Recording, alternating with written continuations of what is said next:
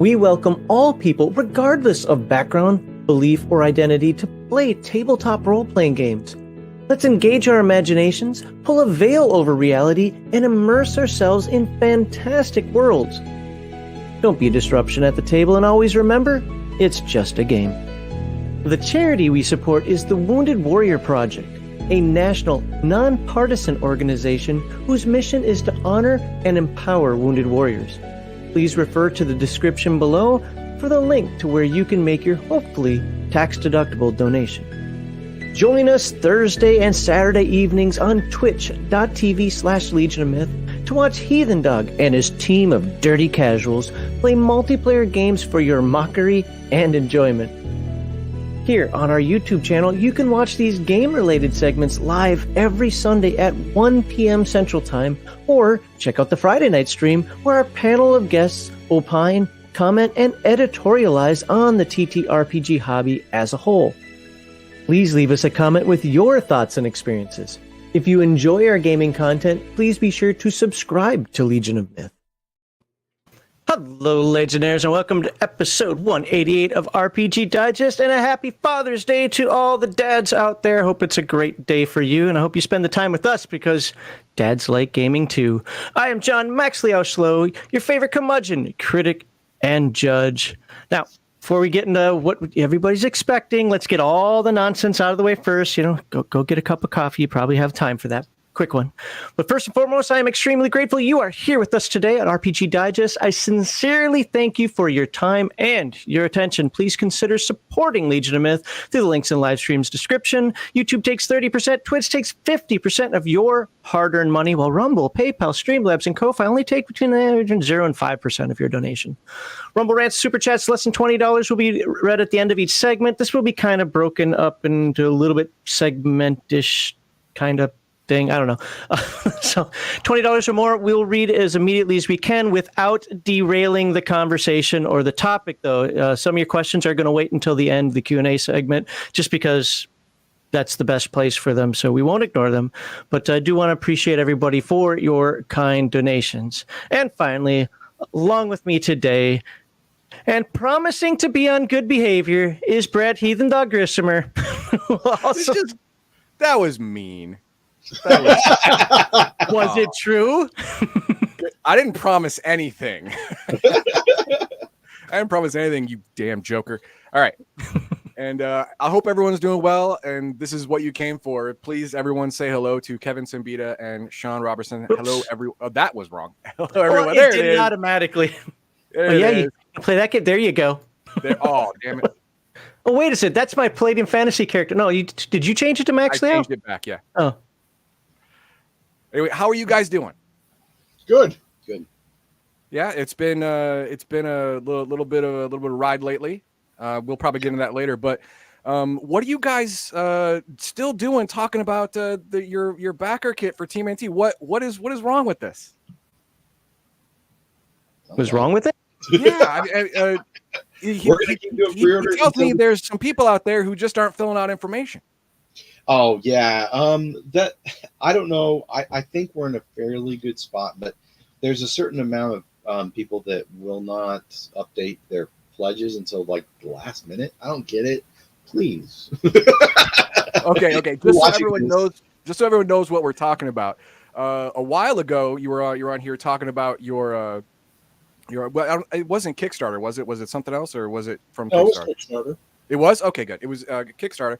And if you pledged a certain amount, you get a backer kit, and that gives you all kinds of bonus stuff. But anyone who pledges, even $1 got even $1, yeah. I mean, but so that was the cool thing. Even if you just pledged $1, you can go into backer kit and get all of the Kickstarter exclusives right now. There you go. But there's a caveat to that. There's an addendum.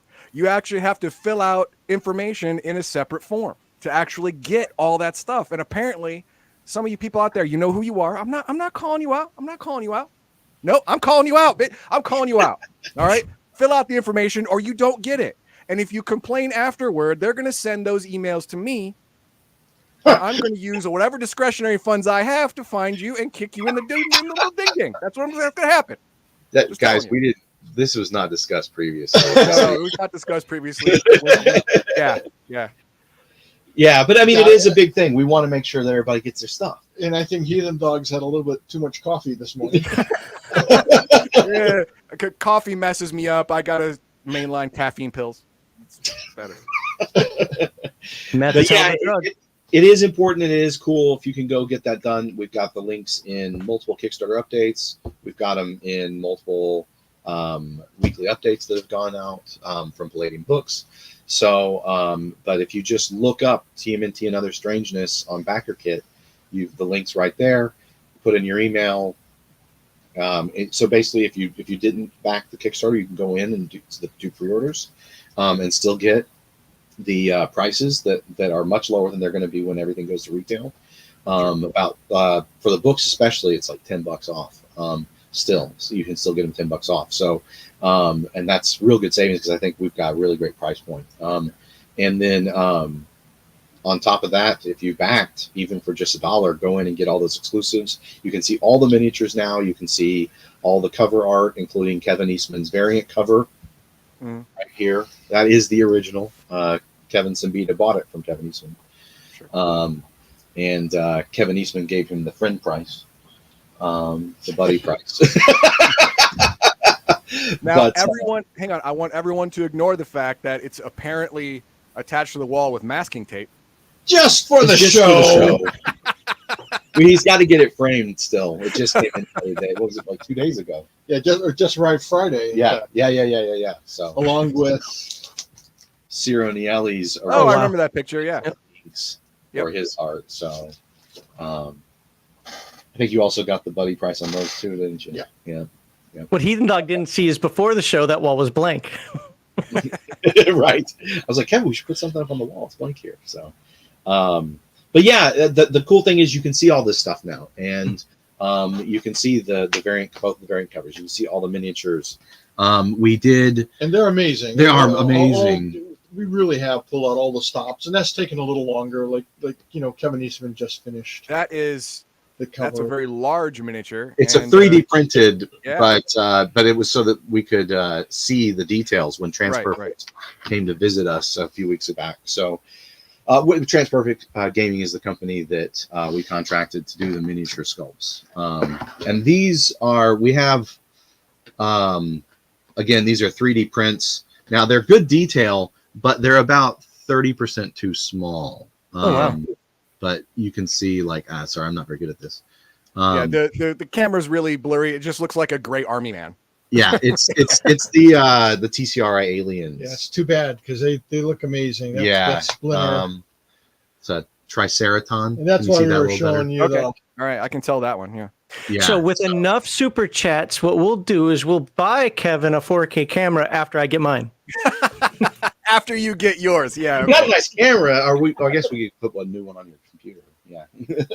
But anyways, it all looks amazing. The art's spectacular. The colors are spectacular. We just submitted all the written remembrances and the history, the behind the scenes making of to Paramount. Yeah, Sean went wild over it. Alex went wild over it. It's great. The fans are going to love it. So it's just so good. Since the last time I talked to you guys, I had the opportunity to talk to Larry Elmore. Oh yeah. Oh yeah. And this close to spilling some beans on some art, but he couldn't find it. And I was like, dang it. But he couldn't find it in his basement. I was going to be like, I can't wait to let Kevin and Sean know that I got a sneak peek at something that you probably weren't supposed to sneak peek because, it's Larry. He's like, let me go find it. It's like, but no, it was a great conversation with him. But unfortunately, I did not get that. But he said that he had a good time writing something for that as well. So. Yeah, no, Larry and I go way back, and it was great having him do a piece of art for the book. And, who doesn't love Larry Elmore, right? I mean, the guy is just a sweetheart and as well as an exceptional artist.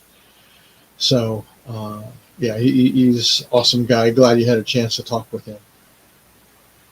I've tried to get him on this show, but he has tech issues and... Oh, that's for sure. Larry, I thought I was bad. Larry Elmore is...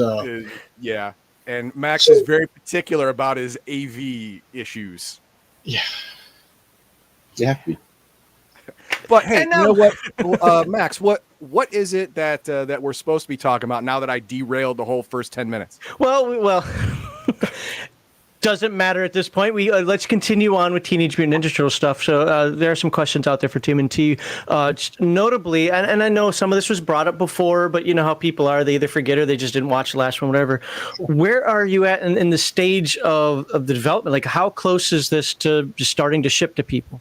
What are we waiting on? It's very close to going to the printer. So Okay. so that's we're still looking at fourth quarter this year is our goal. We don't have I don't want to give any specific timelines until we actually have real ones. Yeah. From them and from the shipping projections and all that. And that's boy, the whole shipping thing is really in flux as well. So appreciate everyone's patience with that.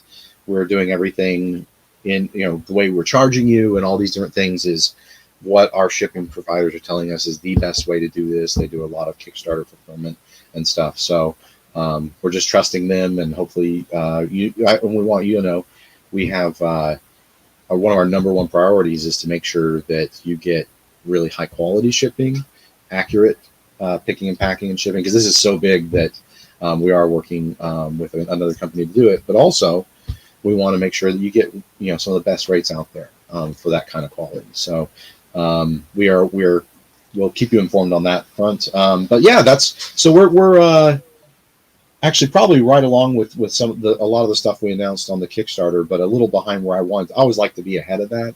Mhm. But with the passing of Kathy Simmons, Kevin's partner of 22 years, and then the other big thing that has been a little bit of a delay is we've got a ton of artists came out of the woodwork in January and February, and they were like, because you have to understand from their point of view, we announced on October 13th, Friday the 13th, we announced the TMNT Redux Kickstarter the day we signed the contract with Paramount Nickelodeon. And that's because we knew it was going to be this really short marketing time frame and stuff like that. But it also meant that we only a few artists were already in the know because of Yeah, we didn't want to reach out to NDAs people until we had a done deal for we had a sure. done deal. Right. And now, of course, we knew Kevin Eastman and Peter Laird, Yep. were going to be involved in all those things. But a lot of other artists were then like, wait, me too. I want to get in. It's great, So, And of course, you're like, nope, sorry, too late. We can't have you in on this. Sorry. You're not on the list. You can't get in. yeah, it's tough for me to do that when we're talking to like the original Mirage Studio guys. Yeah. So, but the cool thing is that really neat list of all these wonderful Teenage Mutant Ninja Turtles and or role-playing artists, that associated artists, very famous, all of them, has only grown. But it's almost 30 now, and a lot of them have done, I think, 2 pieces of tribute art. So that added a lot of time just coordinating all that through Paramount because of the way that as a licensed product that process goes. well, and then part of it too is, Kevin Eastman in particular has been crazy busy. Yeah, they've all been It's really the 40th anniversary of the Ninja Turtles. Well, not just Kevin Eastman, Sophie Campbell. And a Yeah, lot of other creatives. and so that kind of added to things because, come on, you're going to jump on Kevin Eastman and say, hey, son of a bitch, where's my art? No, first of all, we love the guy, and second of all, Oh. he's doing this amazing piece of art for us, and we try to accommodate as best we can. And then, unfortunately, the unexpected death of Kathy threw everyone for a loop. I mean, Wayne, Al, they've all known her as long as I have. Sean's only known her for a few years, but everyone who met her loved her, and she was just one of those people. And so that had a profound impact on me, of course. And I mean, I didn't come to the office for like 6 weeks. It's the longest I've been away from the office ever. Yep. And it was just it's been pretty rough, but we're getting through it, and everyone's getting back on track, including me. I'm finally back writing and really been inspired to write, and part of it I sat back and said to myself, gosh, Kathy wouldn't want her death to derail the company in any way. And, she wants us to be Your happy. And creativity, she your wants, mission. I mean, she did everything in her power to give me time to, spend at work. I mean, she was always awesome. She's one of these people, if I said, hey, I'll be home at 7, and then at 7:15 or 7:30, I call her up and say, oh, I'm running late. Inspiration struck. She was just like, no problem. It'll keep. Well, I'll wait until, I won't put it in the oven until you tell me you're on your way, that kind of thing. And she was just amazing. And, she always loved Palladium and always supported Palladium and loved the fans. So, that helped At the me. open house, a lot of people know that very personally from Yeah. firsthand experience, right? So just for any viewers that don't know that, it's not like, oh, she just loved the fans. No, I mean, like she cooked for the fans, she made piles of food for the fans. She helped make sure the concessions ran the entire open house. Yeah, she's the one who created the concessions. She's the one who made all the food. She's the one who catered to VIP Friday, Thursday. She used to have a catering company when she was younger. I mean, she was just... She was awesome. She was amazing. Superhuman, really, and she's missed, but we're back, and so I mean, everything on track. Yeah, Kevin was gone for 6 weeks, and during that time, I needed to step in and work with Wayne and Chris and Caleb and Alex and make sure that we could take care of all the normal tasks that a lot of things that Kevin shouldered normally, and including like.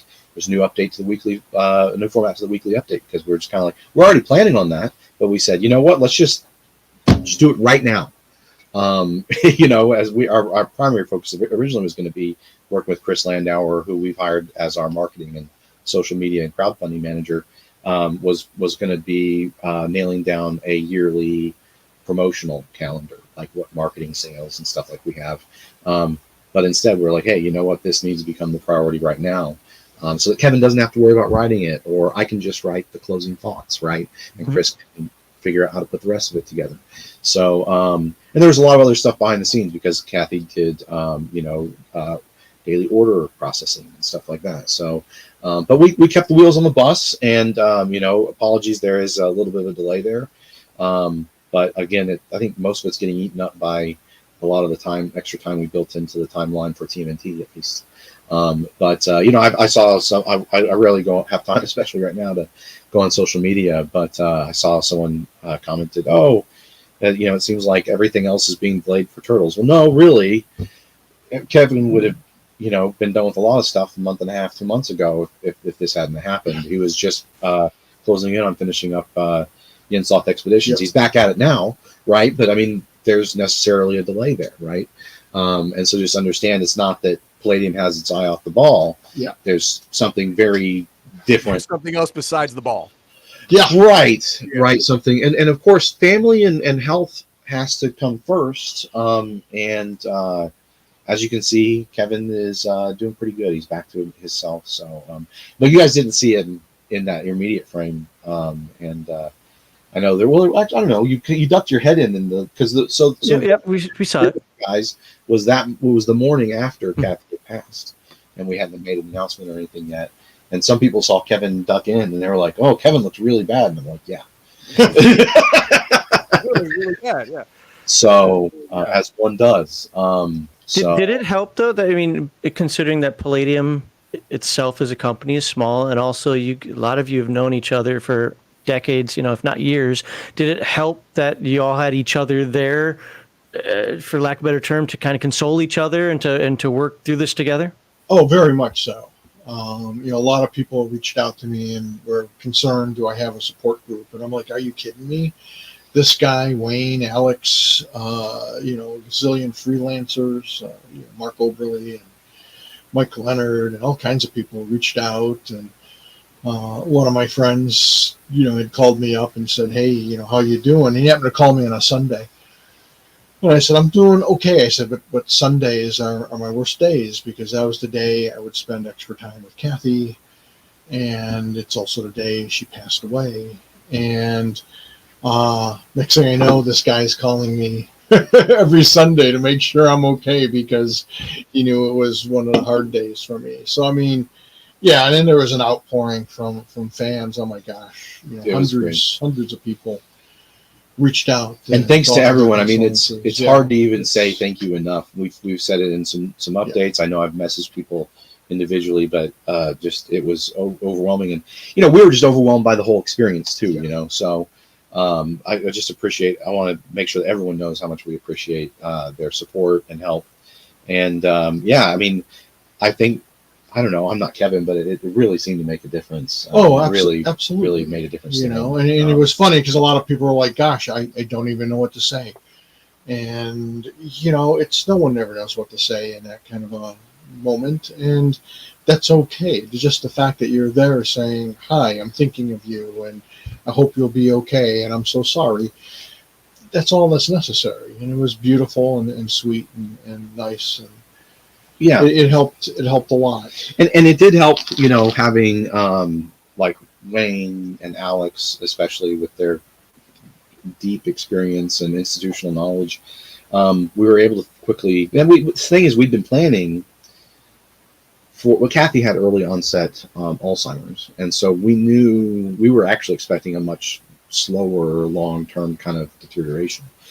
So when she had a heart attack suddenly, that was a curveball for everybody. But you know, Kevin and I were already preparing for the eventuality of maybe he needed to stay home a lot, and I needed to run the day-to-day business. And so there were a lot of things that were already in motion. We knew that she wasn't going to be able to do, you know, the daily order processing was kind of like the last thing that she was still able to do as things slowly advanced. And so, but yeah, we were able to really dive in and find solutions to problems and figure stuff out and just make it happen, you know, because sometimes you just have to do that, right? Yeah, you didn't have a plan for that, but you had a plan that was adjacent, exactly, already in mind. So well, and I already knew. Kevin had already told me before. When did you say this? Like, it was like at some point after I got here, it was like a year and a half in. You were just like, Sean, I have every confidence that you can take care of everything that needs to be done. Don't ever worry about that. And I was like, it was big, you know. You know, when I joined the company, it was, okay, yeah, you're going to be my 50-50 business partner. We're going to build up for when Kevin said, hey, I'm confident with any decisions you make. And he said that too, right? When Kathy passed, he had every confidence that I could, you know, take care of the day-to-day functioning of things. But I hope that helped too. Well, nothing burned down that we know of. And I'm not going to talk about the one incident, you know.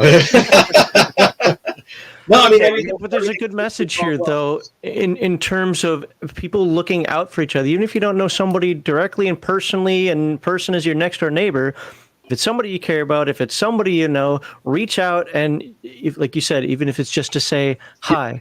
It can mean a lot more than you realize. Oh no, it really does. In fact, speaking of neighbors, I mean, I get home and the first people to greet me are my neighbors on the left of me. And they come running over and give me a big hug and tell me how sorry they are. And, you know, if there's anything they can do, just ask. And, you know, 30 minutes later, my other neighbor on the other side of me is there. And then, like, later that evening, my neighbor from down the street shows up with dinner. You know, it's like, oh, wow. So it was, you know, people were there for me. I know a lot of people, and Kathy was very loved, and apparently so am I. And it was great.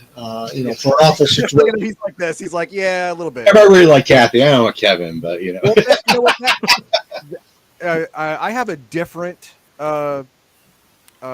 relationship with my neighbors. Like if something happened to my wife and my neighbor to my left, as a perfect example, came over and said, "Oh, is there anything I can do?" I say, "Yeah, you can give me back those trimmers that you borrowed 2 years ago."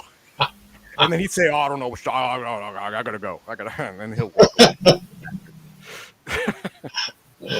Okay. Well, I'm very fortunate. I mean, there is a thing that I think that we've lost a lot now, and you know, we're not trying to go off on some crazy tangent here, but there's a sense that even I feel it here that we don't have the same community. I knew every one of my neighbors growing up, every single one, whether we liked them or not. You still said hello, yes sir, no ma'am, whatever.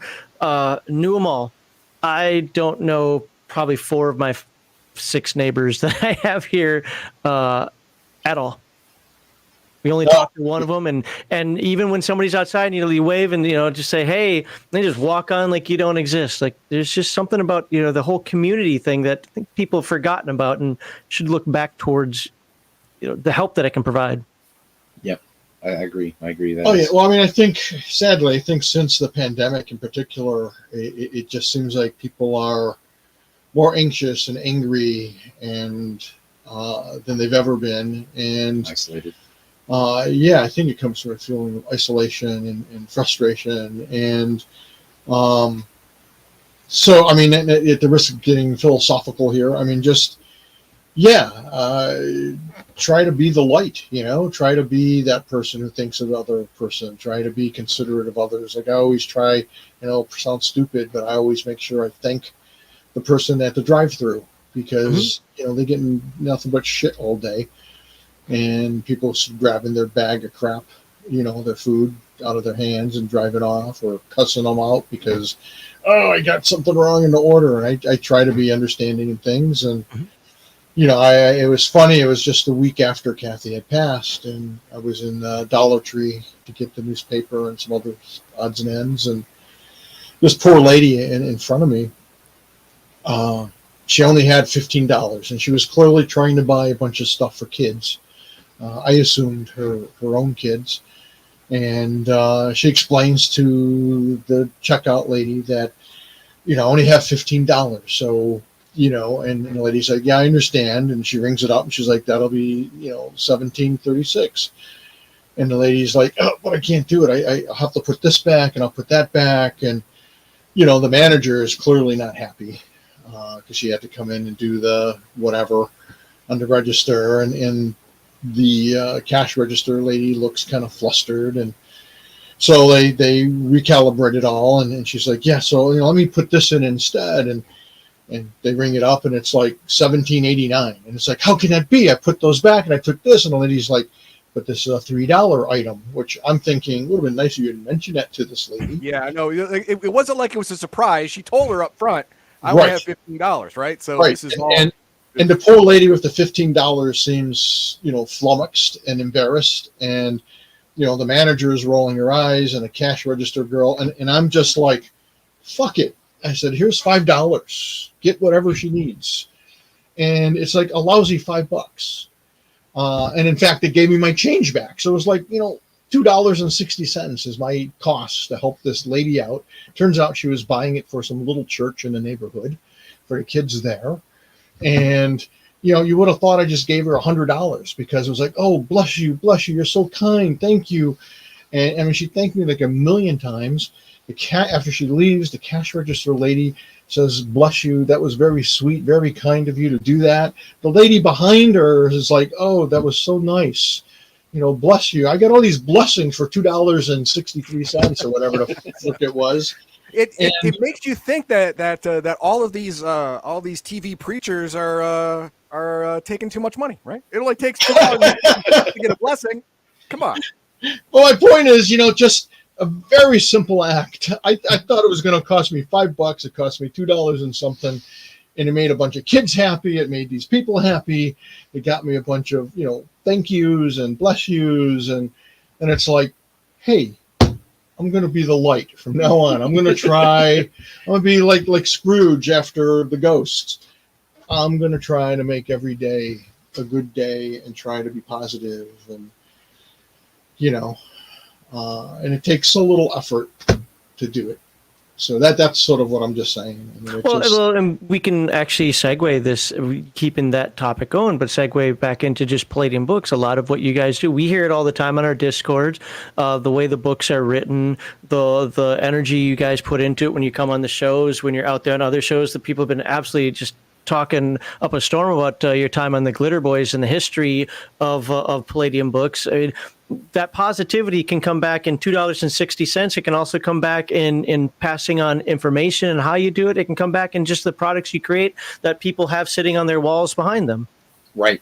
Absolutely. Yeah. Just that little bit of extra effort in our products. For sure. I mean, we're really guilty of that.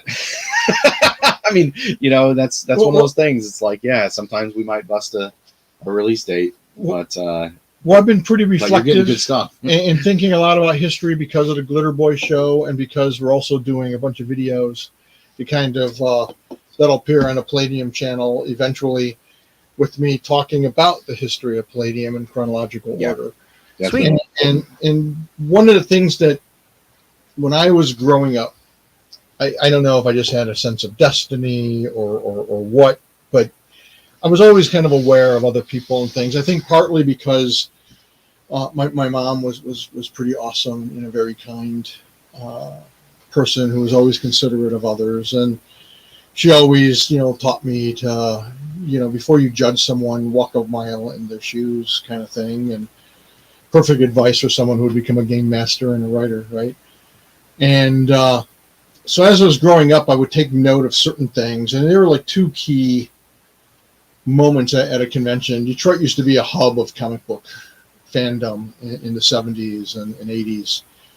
And so there's this one convention where I'm not going to mention names, but there's this artist who's like the new hot thing. And he's some young guy. And so I try to cut him some slack with that. But I mean, I'm younger than him at the time. I'm in my teens. And there's these two kids that are waiting very patiently, very politely, but they're just like so excited. You can see they can hardly wait to talk to this guy and get his autograph on like 2 books. And the guy's chit-chatting with a couple of his friends, and the kids wait like 30 minutes to get to see this guy. And finally they're done talking, and one guy walks away, and they rush up and like, Mr. So-and-so, we love your work. Can you sign our books? And he's like, and he could see them the whole time. And I was there because I was talking to a couple of friends, kind of kitty corner, and I'm watching this play out the whole time. And he's like, sorry, kids, I'm going out to lunch with my friends. And just walks away. His kids were like, what an asshole. Yeah. And we kind of apologized for him and said, look, a lot of comic book people aren't, artists, creators aren't In like their that. own world, stuck in their own head. And it's just, what a shitty thing to do. And at that moment, I vowed, if I'm ever going to be in a position like that, I'm never going to do that to somebody, not ever. And then to kind of back that up, I was at a little convention called Tricon that my buddy Mike Kaczarski had run, and it was really small. Only a couple hundred people showed up, and despite that, and he had sort of a big name guest, which was Lynn Carter, who was co-writing Conan back in the day. They would take Robert E. Howard manuscripts and things and kind of build on it. Him and Sprague de Camp were doing the Conan novels, which I was a fan of. And so we're at this little know-nothing convention, and we're standing and chatting, like 5 or 6 of us in front of the elevators. And who walks out the door of the elevators but Lynn Carter? We're like, oh, Mr. Carter, can you give us some advice on writing? That guy talked to us in the hallway for 4 frickin' hours. Oh, wow. God. And I'm like, that's who I'm going to be if I'm ever in that kind of position. And that's what I try to do. I try to be there for people. I try to think of people. I know what it's like growing up poor, not having money to buy books. That's why we do the Christmas surprise packages. That's why we sign like 8,000 freaking books. And we're happy to do it because it makes people happy, and it's a nice thing to do. And how much, come on, it's just a little extra effort. And it means a lot to a lot of people. So, do it.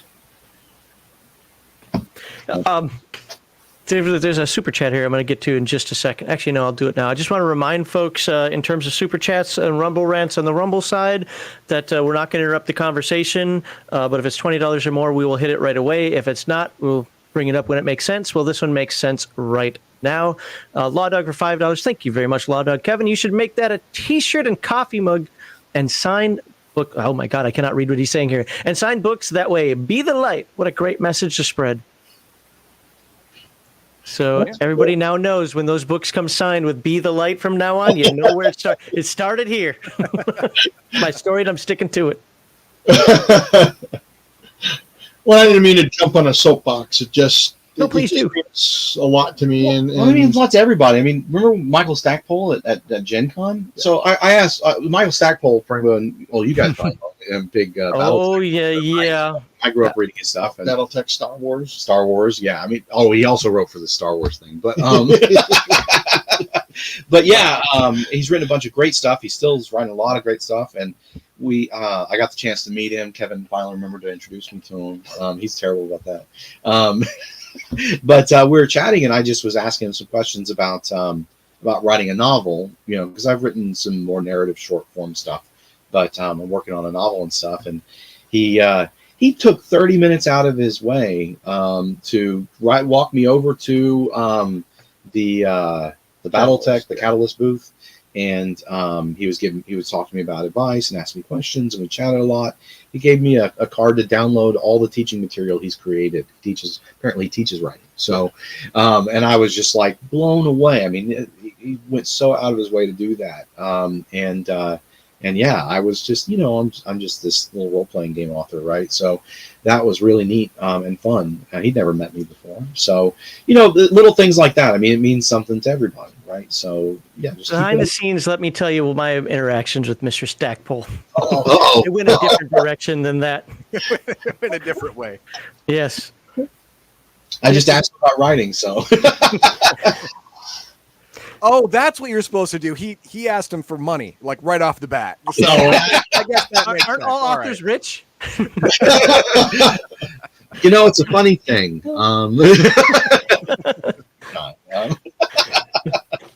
Let's see, anything else that we want to... I know we got some questions coming up later with that. I was going to do some more turtle stuff, but I really don't think that there's a lot that we wouldn't... Unless you want me to show off, say, the backer kit one more time with the updated miniatures and so forth. I think we did that last time, though. But I can do that if you want me to. But there's... Did I show the dice off, by the way? Maybe. I know we at least showed a picture, if not the actual dice. I've got the actual dice in front of me this time. And one of the things people always ask me, and this is the funny thing is this is what I ask them for, is they say, well, why didn't you do glow-in-the-dark dice? We did. They look really boring if it's not dark.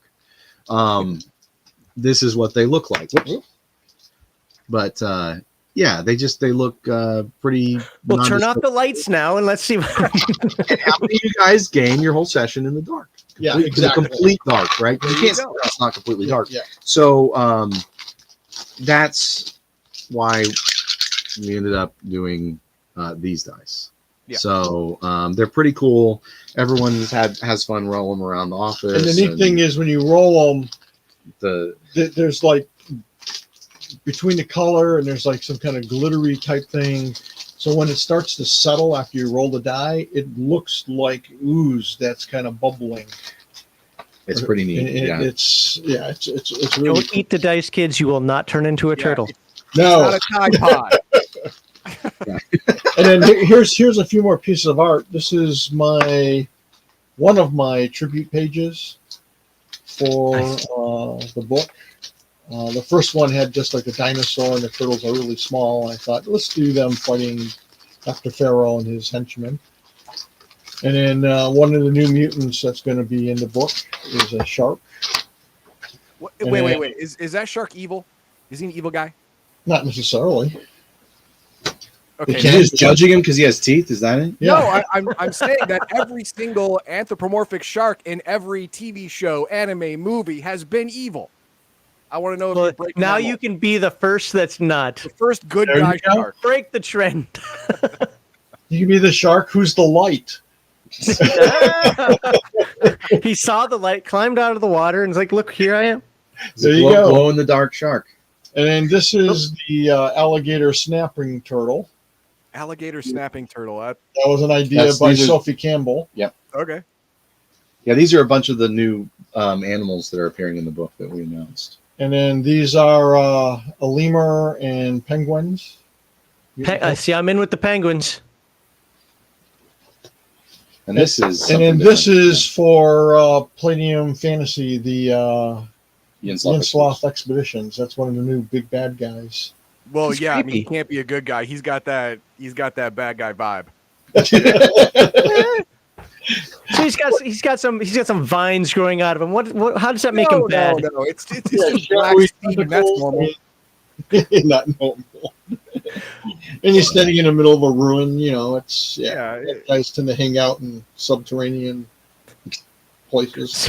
Yeah, he doesn't sacrifice anything. You're right.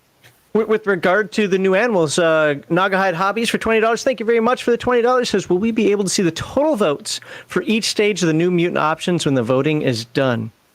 I'm not sure. So that should be going out soon. And it's Chris Landauer's handling that. I'm not sure if the platform we're using, because there is a poll natively in. So I know I already voted twice, once for each account that I bought stuff with. Oh, so you already voted then? Yeah. Yep. It's already gone out. Oh, well, maybe that must go up already. Sorry, we're like out of touch with a lot of things because we're just so busy. But I don't know if we'll be able to see the grand totals. Maybe we can announce that in the I'm making the weekly update. Because I'm interested to see what the votes are too.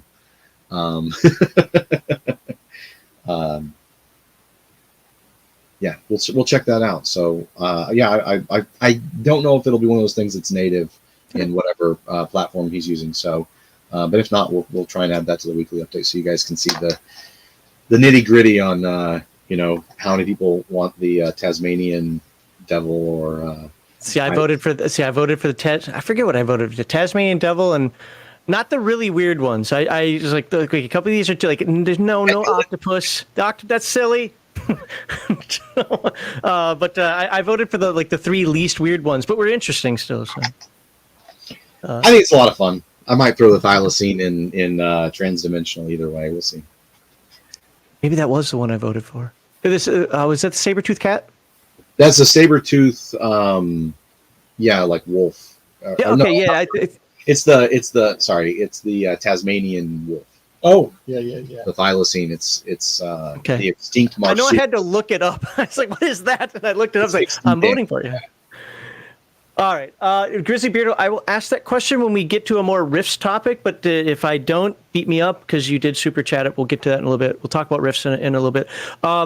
As far as anything else goes on TMNT, though, just so we can wrap this part up, unless there's anything else you want to talk about on there, I see that the miniature's on here. I actually tried to get the updates, but the updates are not showing on the screen for me. It's like they're blank, so I'm not seeing any of the updates on my browser right now. Which the images? Yeah, like all the images you guys have put out in the last few updates. Huh. So you mean like on Kickstarter updates? Yes. Oh, that's weird. It's showing. It says there's 11 updates, but it's completely blank. You might want to check what browser you're using and how many tabs you have open. I had something similar happen to me, and I reported it to Kickstarter. But then when I opened it with a different browser, I had no problem. Okay, well, I will try different browsers so people can see the good stuff that's coming out. Stuff I wasn't able to reproduce it, which is, I used to be a web editor back in the day, so I know what I'm doing when I'm trying to reproduce errors like that, and it was a really funky one. But I have had that happen before, where I just couldn't see images and stuff in updates. So update. Okay. Nope. Now I'm using Chrome. I only use two browsers on this computer, Brave and Chrome. And I'm in Chrome, and I hit updates, and all I get are "we also recommend" and then the footer. Weird.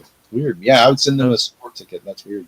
Sorry, folks. I was gonna try to show some of the new stuff. To be fair, we have seen most of it, and if you're caught up on the updates, and if you can check the updates, we put. And then if you go to the Backer Kit Pledge Manager or pre-order store. Well, if it's the pre-order store, you're not going to be able to see the miniatures and the variant cover books. But if you are doing Pledge Manager, you'll be able to see those items. So that's another place you can see it right there. Nice big graphics. I think as large as the site supports. So there we go. There you go. This is the Backer Kit, yeah. But there's some newer stuff that I was gonna put on there, and they're the dice. We've shown this before. Yeah, I thought we did. So, and that's another one that one of those guys that jumped in, Wayne Bro. Yeah, Wayne Bro. So we've just been really happy with everybody that's been able to participate. So, hope the fans really can appreciate that and enjoy. Oh, we got a really great Kevin Long has been really busy working on Call of Duty Warzone or something at the company that he's one of the two art directors at. But he wrote a really great remembrance for the books. So you'll be able to see that in the books as well. His remembrance of TMNT. It's very cool to have. So. Okay. Well, how would you like to shift gears? To one last thing, actually, on that note, I just want to let you guys know. So sometimes when we have cover art, we can lose archival stuff, or it degrades over time. But one of the things that we did is, regarding the Turtles Go Hollywood cover, is we contacted our friends at Transperfect Gaming who did the miniature sculpts, and they actually helped us take a scan of a book cover, which when you zoom in, you can see the CMYK, cyan, magenta, yellow, and black dots. And using Photoshop wizardry and paint over, they painted out the original title. And we went in and made corrections. I did some updates on it when they got done to pop the color and the exposure. And that'll be, just to confirm, that's one of those ones that I wasn't sure about before. We will have that in the cover art print set. You'll also be able to see it in beautiful full color, digitally enhanced. It'll be in the first core book, the TMNT and Other Strangeness book, that has because it also has Truckin' Turtles and Turtles Go Hollywood. But you'll have that cover printed in there in full color. But it was just one of those things I was really excited about, that we weren't sure. We didn't have a really good archival copy of it. Kevin Long had Truckin' Turtles, and he had Transdimensional TMNT, but for some reason he didn't have a good Turtles Go Hollywood. And when I showed him the final updated image, he said, "Wow, that looks like right when I got done working on it. The colors and the lighting is just so right." And so we're really happy about that. Just a little bonus thing that, there's a lot of little things that happen behind the scenes that we work really hard on. But just so you know that we are working really hard to make sure you guys get just the best quality. Every detail. I mean, we want, yes, it's going to be a game book, and you can play it and beat it up and take it on a bus and play on the grass, but it's going to be coffee table quality art book as well as a game. And that's our intention for the entire thing. So when you take it on a bus and you play it on the grass, afterward you feel bad. You just have to make sure that you have another copy that you throw on your copy table. Kevin B. the Light Siembieda, who's setting traps for folk. Well, if you're back at the Time Lord level, you get one of each, so you can keep the variant covers for your coffee table. And, that's altruistic. Yep.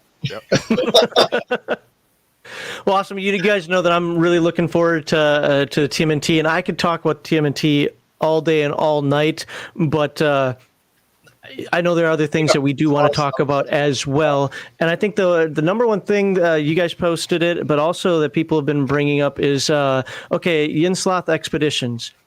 People are really happy that, hey, we finally get another new Palladium fantasy book out there, and I just played in a Palladium fantasy game yesterday. Great session.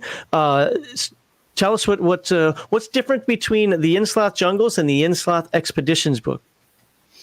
Nothing. Okay, well, there we go. You can buy one or the other book. I mean, that's probably a bad business model, but okay. That's all. Just wanted to bilk into buying a different book that had the same text. Rearrange the chapters a little bit. I said Kevin was okay. I might have been wrong. Wait, what? Did I say something? So tell us all about everything. Now you have to do spoilers too. For that, you have to give us spoilers everything about Yin-Sloth Expeditions. That's a new villain that he had to illustrate. I wonder what that villain was. What happened was, when we decided to update it to second edition rules, I handed it off to John Klinkle, who's a big fan, and he expanded it within the bounds that he was supposed to do, well, slightly more, but I'm like, yeah, we can work with that. And then I dived into it, and I forgot how much I love jungle books. I mean, I was a huge Johnny I can't speak. Maybe there's something wrong with me. Sean, help. Jenny Weissmuller fan of his Tarzan and his Yodel. And when I was a kid, I ran around the street, I'm sure, driving my old cranky neighbors crazy with my Tarzan call. And you sure they weren't just thinking you weren't Carol Burnett? Maybe. And she did a good call. And I just loved that whole genre. I mean, I loved Edgar Rice Burroughs' Tarzan. I loved Robert E. Howard's Conan. which had elements of that wildness and ancient. So the setup for the Yin-Sloth jungles is that while modern people in the Palladium world don't really acknowledge that there was an ancient civilization in the jungles, there is, and there was, I should say, and there's all kinds of crazy stuff that's buried in these ancient ruins. I mean, so it's like, nowadays when they find a Mayan temple or, something in the jungles of Thailand, they're like, what's this? I mean, there's all kinds of things like that in there.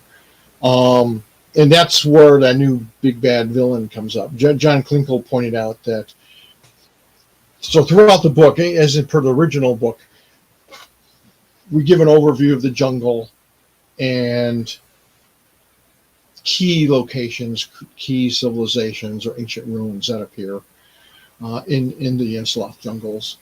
And each one has some sort of adventure with it, along with other adventure hooks. And Klinkle pointed out that they all have something except for the Orcish Empire. And so that's what's going on with this. This is the bad guy that'll appear in the Orcish Empire adventure, and it's pretty epic. He's basically some dark, hideous magic that's being unleashed unless you stop him now. Because if you don't do it now, he's going to become pretty unstoppable. And I put in the cool twist of they need your player group, which is presumably not orcs. Or the orcish people, orcs, goblins, hobgoblins, ogres, and they need you because this ancient curse that's been in magic that's been unleashed affects only orcish people, and so no orc hero or warrior can go in and stop this because he'll be affected by it and turned into something terrible and destructive. So they need to recruit your group. Who happens to be around to go in and stop this for them. And there's some pretty compelling reasons why you should do that, and that'll be fun. And then the rest of the book is filled with like 30 maps, oh, wow. all of which the old maps have all been redrawn and look beautiful. So there's like 30 maps. There's obviously then 30 locations. There's like a dozen adventures. We've also updated a couple of the locations where they were kind of benign or just ruins before. Stuff is happening there now. The character on the cover threads it all together. Is actually has had her demonic hands in a few things through the book. And she's statted out, and in there we have the return of sea giants. And that's kind of an interesting and bizarre story. We've incorporated certain creatures that are mentioned as creatures of myth or rare exotic creatures, some intelligent, some not, that appear in the Library of Blutherad. So there's kind of some links to that. There's just a lot of good stuff. It's going to be a lot of fun. So the first book, Yin-Sloth Jungles, has become optional characters, the broad setting, the OCCs you can play, a bunch of the monsters and people and animals that you're likely to encounter. And then Yin-Sloth Expeditions is very much what the name suggests, is when you're traveling through the Yin-Sloth jungles, some of the places, people, and adventures you can run into. Would you say that the Yin-Sloth jungles is kind of more on the player side, and the Yin-Sloth oh my god, I cannot talk, is on the game master side more so? Not that it's designated one for the other, but that it kind of leans in that direction? Most useful for? Slightly, I think. Because there's actually a lot of cool information in there that can help players, that players might want to know. And, there's treasures and rewards and things that can upgrade your player character that they might want to know about. Both are really fun reads. So I haven't read either of the Yin-Sloth books, but I did read Dinosaur Swamp. Did that on stream. One of the things that I really liked about Dinosaur Swamp, and I'm going to ask if this is in Yin-Sloth as well, is I love survival elements in games. It's one of the things that I don't like it to be a spreadsheet simulator, but I love the aspect of survival elements in the game. Does Yin-Sloth bring that? Because jungles are not a safe place for anybody to ever be. I mean, you lick a frog, you die. Do you bring it up to that level? Yes, that's in the current Yin-Sloth Jungle book. Okay. If you go check out Yin-Sloth Jungles, it has a lot of that in it. Yep. Excellent. Well. Yep. Talks about heat exhaustion and not licking frogs, and which no one should do ever. And talk about disgusting. And quicksand and all kinds of other things you can run into. I got you. Oh, I mean, that's how they make their poison blowgun darts. I'm just saying, Well, and then a lot of the characters deal with that. Well, not by licking them. Too, they get this. You lick it, you dead. Okay, so. I took out a couple of steps there, but yeah, right. Patrick Damo asks, will there be new stuff to find, like secret magic or artifacts, like in the Great Old Ones book? Yes, there'll be some. There'll be a handful. Because that's part of the fun is you're going into these ruins and God knows what you're going to find, good and bad. We got a couple quotes from the Tristine Chronicles and a couple quotes from other things, and I think it's good. I think it's real good. I think people will love it. I mean, it's one of our most popular books in the past, and it's only bigger and better now because it's two 160-page books each. Wow. So it's good stuff. One of the things that I like about pretty much all the Palladium books, as Heath and Dog's been going through, the Dimension books and Rift's World books and so forth, is that you put in a lot of information in there, but it's what I call a framework. It isn't exacting like, if you walk 7 steps that way, you're for sure going to find this thing, where if you read it, it's the problem that I had with the Dragonlance. I love Dragonlance for Dungeons & Dragons, but man, with the novels and the history and the way the book's written, it tells you where everything is. And, some nerds like, okay, you actually won't find the trolls that far north, because if they're there, then they'd be in the, it's just, oh my God, calm down, folks. But I find that that's true. But you're talking about 500 some odd pages of information. Is this something that somebody's going to look at and has to know every pedantic word of it? Or is it just a really good overview and there's just so much going on in that space? Oh, no, it's just so much is going on. Again, as an adventure book, you can play in this part of the jungle or that part of the jungle, or travel here or travel there. And if you don't, it doesn't affect your gaming experience. There's also some hints about some stuff regarding Land of the South Winds, which I hope to get to eventually. At some point. Yeah. Soon, trademark. Yeah, he had. No, it's not even soon. I'm not even put a soon on it. Don't say a date.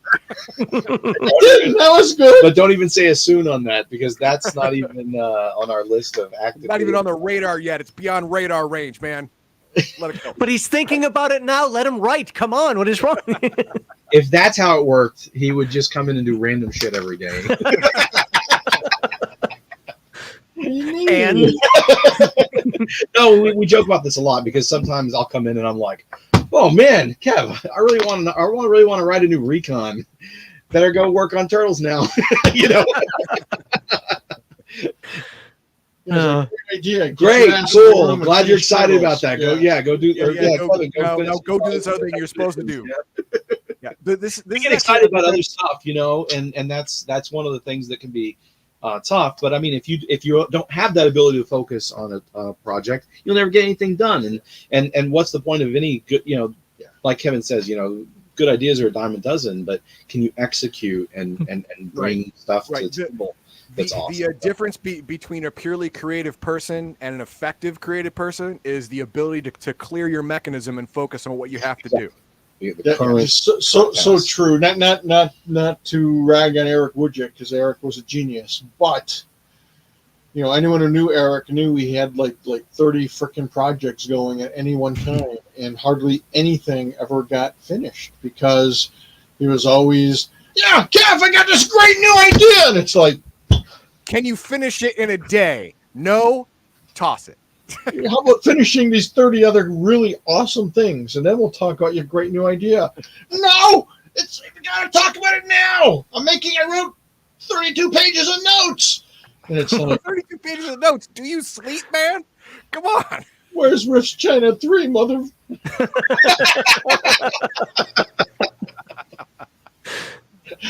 All right. I think this is a good time to look at some of the chat that we started. Sure. All right. First one, You're Wrong, says TMNT is the only Palladium game I have played. Well, number one, everyone here besides me will say you have great taste. Number two, you should really branch out, man. The Palladium has so much You're more wrong. stuff. Good start.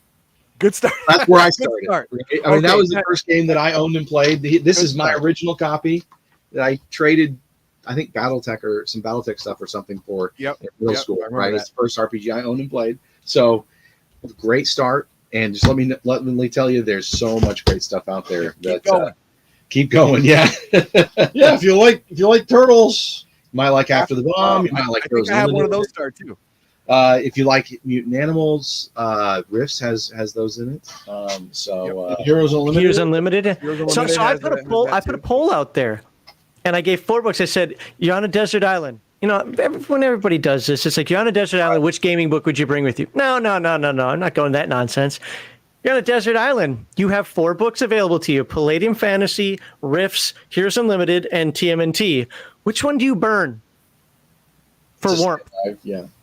And I thought that people would pick Turtles. Like I just did. I thought, okay, Turtles is going to win this one because Rifts is its own thing, Palladium Fantasy is its own thing, and Heroes Unlimited you can do everything. And no, people picked Heroes Unlimited. Like that's the one that ended up winning. I was like, well, that's crazy. Like even as the turtle guy, that's crazy to me because I can make the turtles in Heroes Unlimited. Do you know why? I can tell you the answer. Oh, please. It's because Heroes Unlimited doesn't have a unique background and world setting. That's A deep he's background not world wrong. He's not wrong. Different answer. It's because it and Rifts are the 2 thickest books. And if you're trying to be practical, you want your fire to burn, and you love Rifts too much to burn, it's got to be Heroes because it's Yeah, I mean, you're on a deserted island. You're going to have to run around a lot to survive, and you don't need to be weighed down by too many heavy books. There you go. That's great. I love that. You're Wrong has another one here. Is Palladium a self-publishing company? Do they have a way for people to submit their work? Well, yeah. Let's hear it from them. Yeah, we publish our stuff and sell it through our web store and various distributors. And then yes, we do have a way for people to submit their work, and that is through the Rifter. And I just want to emphasize that we tell new people who are just getting started with writing, also returning writers who've written other books for Palladium, go through the Rifter, because what we want, we really like the Rifter, and we brought it back for a good reason as an annual. It used to be a quarterly publication, now it's more of an annual. One of the big things is yeah, if you have an idea for a big book, we'll chop that idea up and parse it out, and let's see it in some Rifters and build it up that way, so that we can get the airtime, and you can get the feel from the players, and they'll have that information. So right. And to add to that, I've done on stream Rifters 1, 2, and 3 so far, and starting with number 1, that's exactly the format that the Rifter started with, where you would take a big idea that you have and cut it up into 4, 6, 7 different segments, and it'll be in Rifter 1, 2, 3, 4, 5. It'll be in the Rifters like that. And that's exactly what happened, especially with the stories, with the short stories. Short stories. There's some of the adventure material as well. You'll see kind of a setting, and then an adventure, and maybe one that follows up in a later Rifter. Right. And if you have a big world idea, also what's been done in even these first few issues of the Rifter is that if you have big ideas, you split them up into sections, and you can build an entire world over now it's going to be over 3-5 years of Rifter, but before it would be every quarter you would have had a little bit of more of your content come out. And with being a new author, you want feedback before you go on your next step, because you're really unsure. So getting that feedback and then being able to self-edit before you fully commit everything seems to me like a really good way to go.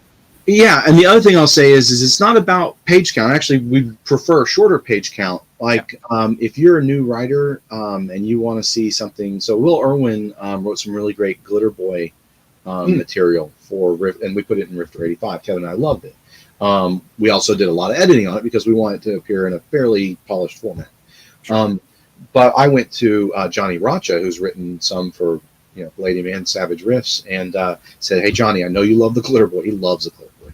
He's like, "If I ever get a chance, I can add anything to Glitter Boy lore, let me know." And so he wrote, I think it ended up being 4 pages printed. Yeah. But go take a look at those 4 pages. Yeah, great. That's the kind of, if you want to submit 4 pages, I'd rather that than, sometimes we'll get stuff, it's like a source book. It's like 80 pages typed, and it's like, okay, there's a lot of cool stuff here, but could you cut 90% of the material and give me like the 8 best pages? Do you know what I mean? And that's really and that's how our writing works too. We cycle through stuff, we cut stuff. You just really have to learn that as you're learning the writing and task. Right. But yeah, I would say take a look at Johnny Racha's stuff, for instance, in Rifter 85. I'd rather 4 pages of awesomeness like that. Another approach that I've mentioned before, and I'll just repeat it, is so I studied game design and production, focused on video games and animated movies, but there's a video game term called a vertical slice. And that's where you get a little piece of all the parts of the gameplay for a video game. And if you wanted to do something like that, like, here's 2 new OCCs, a unique world setting, and a couple by of unique powers. World setting, a town, a village, a ruin. Yeah. Something not the entire world. It doesn't. Right. Could be, or maybe it is another dimension, but it doesn't have to be anything like. It could be something very, very, very portioned off. This is Rifts Madagascar or whatever. But a couple of OCCs, maybe a couple of powers or spells, pieces of equipment, and then a short adventure. That you could fit all that in 12 pages, right? But that way people could play that and be like, whoa, this is a really cool idea for Palladium Fantasy or for Heroes Unlimited or for a Dimension book or something, right? And then the next, Rifter, expand on that, right? What's the next part of the adventure? What are a couple of more OCCs you could introduce? What's something else unique, or more, a spell casting OCC and some spells, or type of magic. I mean, I'm just throwing out ideas, but no, that's exactly what I was talking about. Because of the split up format, you can throw that first thing out there, and you can get feedback from people who actually read it, and they can say, "Hey, I loved it. There's this, but are you going to go here? Are you going to go there?" Like, oh, that's a good idea. Yeah. And the reason I suggest and the reason I suggest like that, so in video games, a lot of times you don't necessarily make a vertical slice of a game because it's very expensive. You actually have to work. Actually, it's not just like some demo. And one of the things that is interesting about this kind of a vertical slice is those are very different skills. Narrative, maybe if you have like a short intro story that's a couple paragraphs long in the narrative, sort of like at the beginning of each chapter of Titan Robotics. And then you have some background material, and then you have an OCC, and then you have an adventure. Well, each one of those is a really different writing skill. Yeah. Right? So to do it all at once in this short format can really show that you have the chops to do all those things, because that's one of the other problems is maybe someone submits a really great world building section, and maybe that's what you're good at and that's what you like doing. You could submit that, right? But if you want to do something that's going to end up being a larger format book, the larger format books have to have all new player options, background material, adventure material, right? Have to have all those puzzle pieces. So that's kind of why I'm throwing that out there, is you can show your mastery and work on and hone your mastery of all those things at once. Great. Since we're talking about the Rifter, though, I got 2 comments. The first one is I never got into things like the Rifter, Dragon Magazine, Dungeon Magazine, Polyhedron, and so forth. It's just, I don't know, source stuff like that. And I'm sorry, ancillary stuff like that just never interested me. You know, a couple articles here and there, but man, Heathen Dog started going through these Rifters 1 through 3. They're absolutely amazing books, and those are the ones that are out of date. Like, to be honest, I mean, there's some things that are still good, but a lot of it's either been republished into, you know, Rift's Ultimate Edition or Palladium Fantasy 2nd Edition or whatever. Like, a lot of that stuff is out of date, but those books are absolutely fantastic. And I'm not going to lie, this is going to lead to the second comment.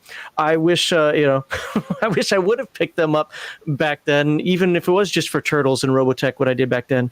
But a lot of the questions we get after he does these videos is, where do I get them in physical copy? I'm like, well, if it's not in the Palladium store, good luck with that. People want physical copies of those books, and I'll admit I'm one of those. I hate PDFs. We're looking at options for that, but right now they're available through PDF. Yep. And that's just, you can get all of them through drive-through. Now the real good stuff a lot of times does get printed in say like the bonus material hardcover editions, or was it Sumamoto? I think it was Mark Sumamoto. A bunch of the stuff he did in one of the early, I think it was Rifter 4.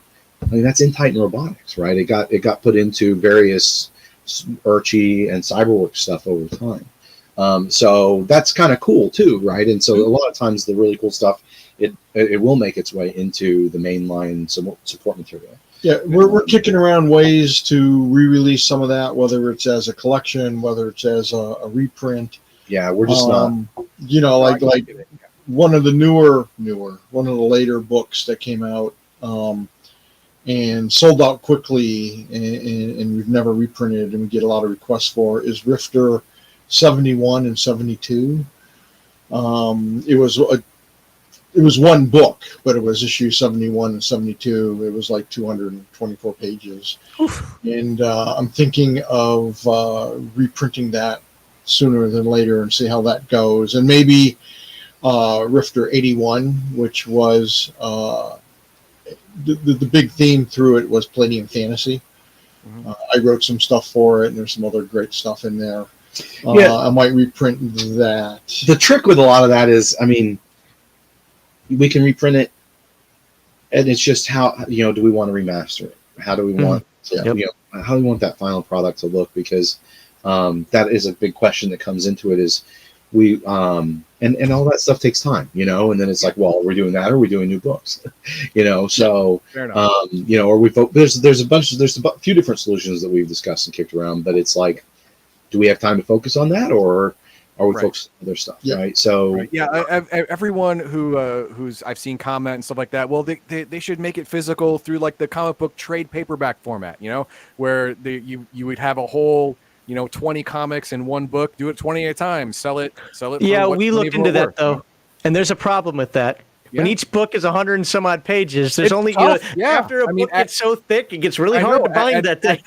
And that was my thought too. I mean, you're going to have to cut some things. I mean, right? It gets expensive to ship. It gets expensive to print. It gets. I mean, and then people say, well, this is just a reprint.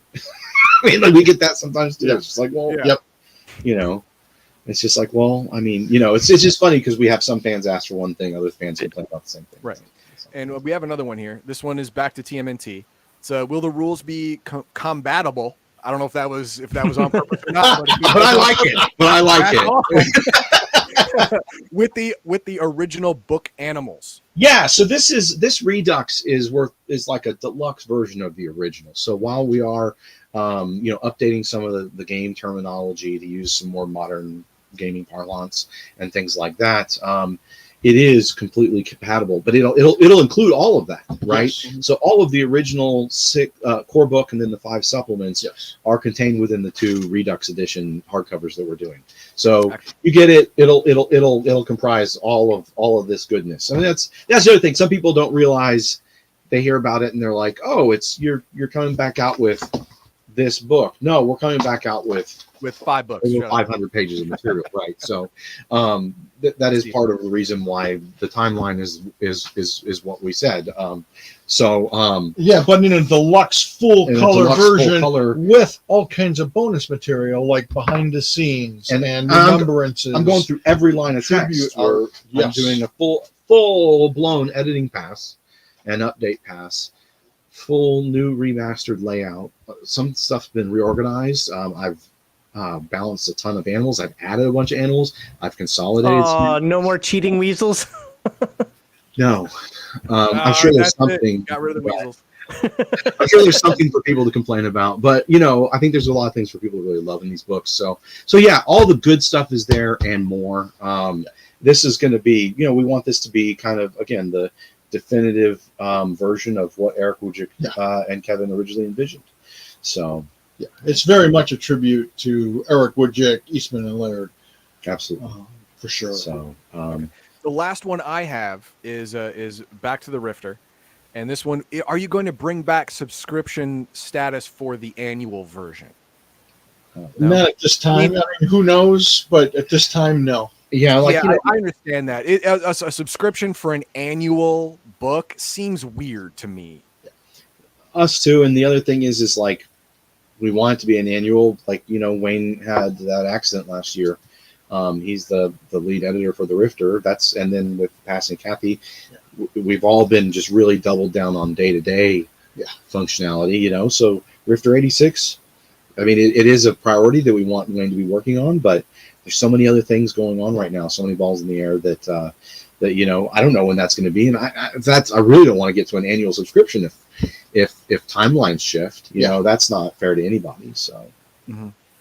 Just a heads up for some folks, there are some super chats that haven't been read yet. They will get read at the right time, especially if they're questions. We're kind of saving it for a Q&A session, unless it's directly related to what we're talking about, just so we're not derailing the conversation. So we're not ignoring you guys, just to put that out there. And let me mention, while we've been talking a lot about Palladium Fantasy, there's a big Palladium Fantasy sale going on right now. We're calling it our Fantastic Fantasy Sale. And Get a lot of magical books. Yeah. and yeah, it's good stuff. It includes the hardcovers and 20% off. All the world books, source books. And Playing Fantasy is 30% off. Yeah. The soft It's cover. 20-30% off on depending on what book you get. Yeah. But you know what? 20 to 30% off for Palladium. It's not that much of a rebate. I mean, your books are already better priced than all. They're already so well priced. Yeah. I know. So, It's great to buy whatever. I agree. Whatever. It's like $2. Shut up. Yeah, but it is like 30% for all the fantasy soft covers, so it's a good time to pick those. And here's something fun I dug up for our for Palladiums as we're talking about our history and stuff. But I thought you guys would enjoy this. This is my original art for the fantasy cover. That was the cover of the red and black. Mm-hmm. It obviously reproduced much smaller. Yeah. And then that's the original for the back cover. Oh, I don't think I've ever seen that one before. Yeah, it was on the back cover Yeah, of it's The red and black one. Yeah, I have that one. Yeah. Look at you got that one. Yeah. I got that one. Yeah. Well, yeah, but I got it like 30 years ago. Well, it's funny. I look at this stuff and I'm like, damn, I was pretty good. And Sean's like, you're still pretty good. No, you're all shaky and old now. Shut up. You're mean. I'm leaving. Thanks, guys. Well, Sean, you were saying this ruined it entire for time you everyone. wanted to just have us talk to you, so Oh, I think that's not what I said. Oh, now that you're on air, okay. All right. Anything else we want to talk about with regard to Palladium Fantasy? Obviously, the Yin-Sloth Jungles. Is there anything that above and beyond the obvious that people can just find on the site that you guys are excited about that's coming down the pipe for it? Yeah, all kinds of stuff. I don't know if we can really talk about. Can't really talk about it. I mean, the best thing to do right now is if you want to see what's further out in our plans, take a look at the project status page on our website, which has been updated recently. So, yeah, that's kind of where we're at. But, I mean, this is not, and this isn't like any sort of secret. This is stuff that you can see on that page that we've talked about very clearly. So, Kevin and I, we kind of work in parallel, although you'll notice that, he has credits in books that I'm primarily working on, obviously. Mm-hmm. I have credits in books that he's primarily working on. I mean, he's quoted, noted, different ideas that I've contributed to, like some of the new fantasy titles, which is nice. I like that.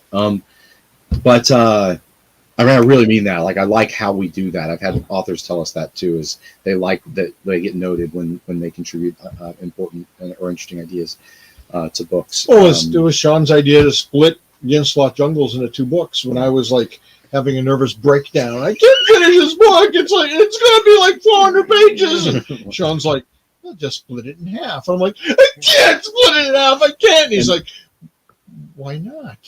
And I'm like, well, because then all the character stuff and the monsters and shit will be in one book, and all the adventures and maps will be in another book. And he's like, yeah, that sounds great. And I'm like, right.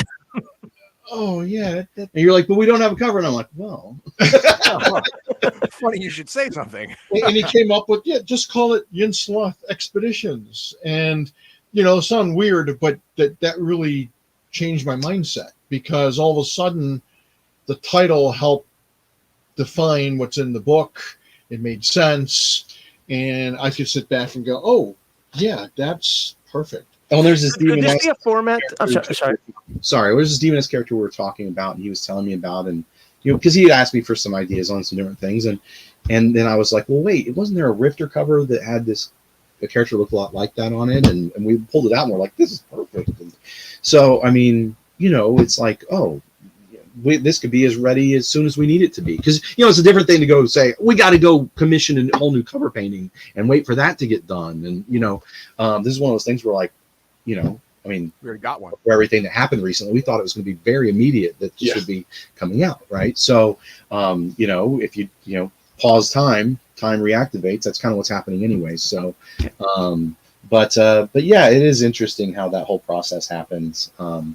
But yeah, so Kevin and I work in parallel, is what I was going to say, and so he's working on finishing up Yin-Sloth Expeditions. Rifts Antarctica is very advanced in art and manuscript, and that's what he's going to be completing next. And then he'll be working on Beyond the Supernatural, the 2 big books. Well, Sean's working on Rifts Bestiary Volume 2. Yep. So Volume 2 manuscript's basically done. Once I get done with Turtles, I'll do my editing pass, and I think I'm going to write like 1 or 2 monsters to add to it, because I like to do some more stuff after seeing what Matt's done. And then, we'll be pushing forward into future material. So, I don't know if I want to talk about what I'm doing after that. So, I'd like to segue over to Rifts in just a second. So yeah. Before we segue over into Rifts, and then Heathen Dog just takes over, and I know there'll be some questions, but I'm just wondering if you've had there's a Dinosaur Swamp. Second time I mentioned that today now. Dinosaur Swamp, and then Dinosaur Swamp Adventures. Then you have Yin-Sloth and Yin-Sloth Expeditions. Is that a format you can see yourselves doing more and more down the road, possibly? No, for different world or dimension books or whatever. Okay. Yeah. Good answer. Anything's possible. It kind of depends on where it's going. That was another example of, the original author Todd Yoho. He had a lot of ideas, and he turned in the first book, and he goes, I got an idea for another one. And I'm like, well, then do it. And he did.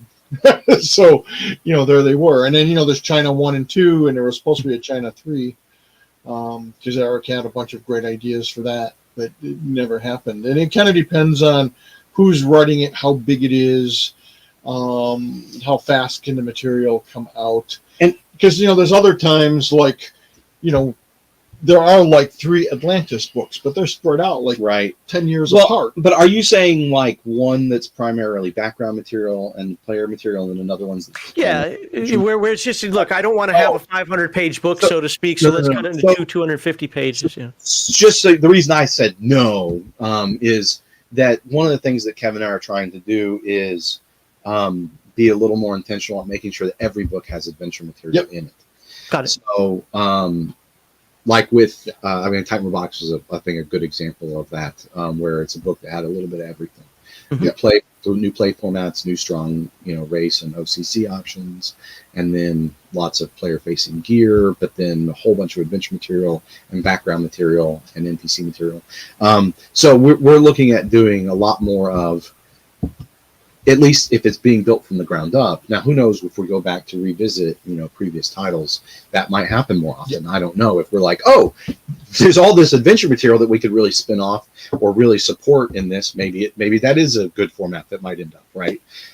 But in the future, it should be more. We're intending for it to be a little more integrated, even if you end up with like a Mystic Russia and Warlords of Russia type books. Mm-hmm. That it would be just a little more of each one would be a little more of a balanced meal or something, I guess you'd say. Okay. I got what you're saying. You know what? This is a good point right here. Okay, Mr. China expert, get done with China 3. I am. The funny thing is I'm tempted to ask. I didn't know. I don't know if there's how many notes there are from Eric on China 3. Yeah, I'm not sure either, to be honest. And it's like we don't. That's the other thing is like.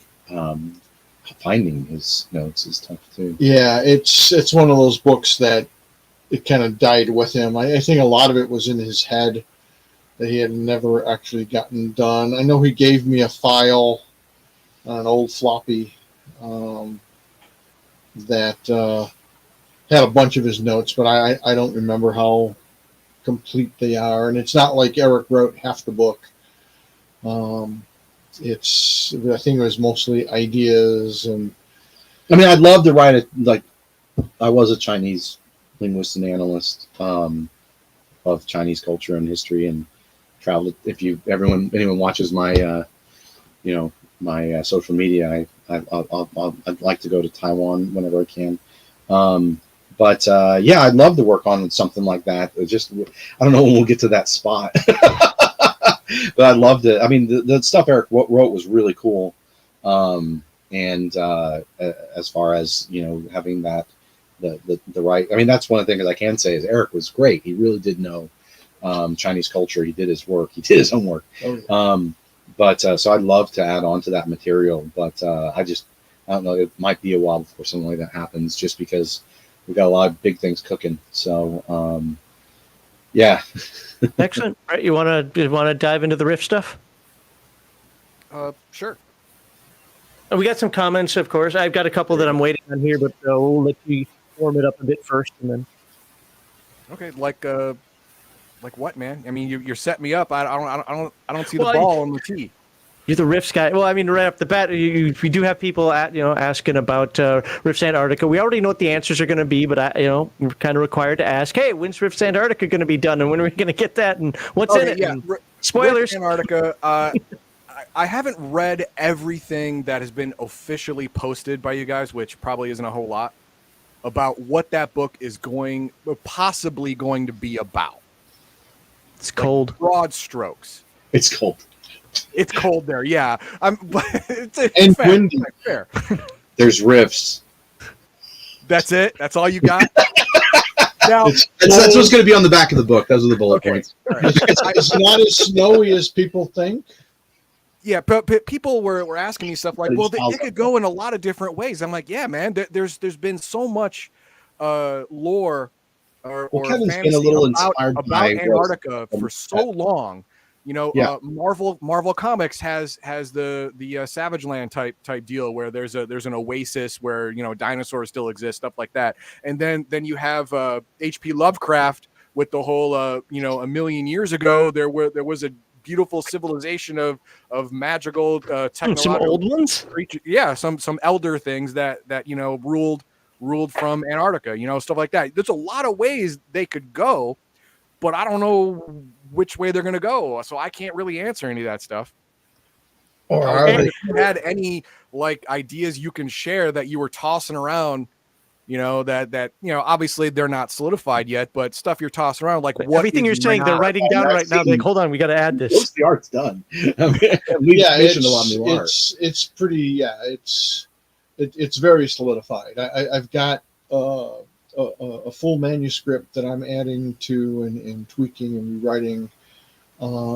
So Yes, there'll be actually a lot of elements of all those things. So there are underground ice caverns that where ley lines are located, and where dimensional rifts can be opened to various places. For example, that's one way you can get to Antarctica. I didn't think about that. It didn't even occur to me that Antarctica is covered by like almost 2 miles of ice before you hit the land, so ley lines would not be visible. Correct. It didn't even occur to me. Son of a bitch. I feel so stupid. Yeah, frozen water is not land. Yeah, I get that now. Yeah, I get it. It didn't even occur to me until you said that. I'm like, No, God, yeah. I'm like, wait. Caves where you find ley lines? That sounds stupid. That makes perfect sense. Yeah. So yes, there'll be caves and tunnels where you can find ley lines. What people don't know is that there is a Splugorth outpost, more than an outpost there, including, and this kind of gets into your Savage Land kind of thing with Khazar that Marvel has. It's not quite the same thing, but basically the Splugorth have a zoo there and a like experimental lab where they create weird and horrible creatures. And in fact, I have piles of artwork that I wasn't anticipating this question, so I can't show you. But yeah, we had art done for it like 2 frickin' years ago by both. Sean, can you hand me the cover? Yeah. By both Stephen Cummings, who did a freaking great job. Oh, Steven's stuff is great. And Mike Majestic, who did A lot of really good stuff too. Great job. And so, since the Splugorth are there, they have a problem because there's these weird alien creatures, and I do mean creatures like monsters, that they're not sure where they're coming from, but they seem to specifically hunt Splugorth. That sounds like I want to be their friends. I want to buy them a beer. Something challenges them.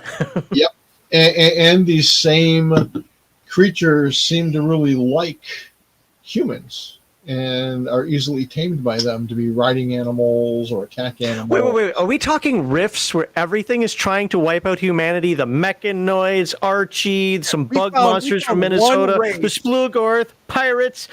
Now something likes us? You know what? Hey, the laws of large numbers said there had to be one, right? That was on our side. I mean, for 300 years, humanity's been getting kicked in the ding ding, and finally there's one guy who's like, "Hey, I'm cool with you guys." I'm like, oh my God, it happened! I can't believe it. I didn't know. You just split that off as a reel. Or at least so it would seem. Oh, God. Yeah, we can layer this thing. And pull. Just twisted it. It could have just been a banana. It didn't have to be an onion. You open it up. Oh, friendly. Open it up. Oh, more friendly. Nope. So, as far as Lovecraft goes, so here's the cover. And this is an example of one of those animals, except this has been like bioengineered. Right. To have 19, living weapons and armor on it that can be actually, in this particular case, fired by human pilots. And that is made possible from this mountain, which I can't do on camera. There we go. Which is actually, if you look close, it's some kind of weird ice citadel.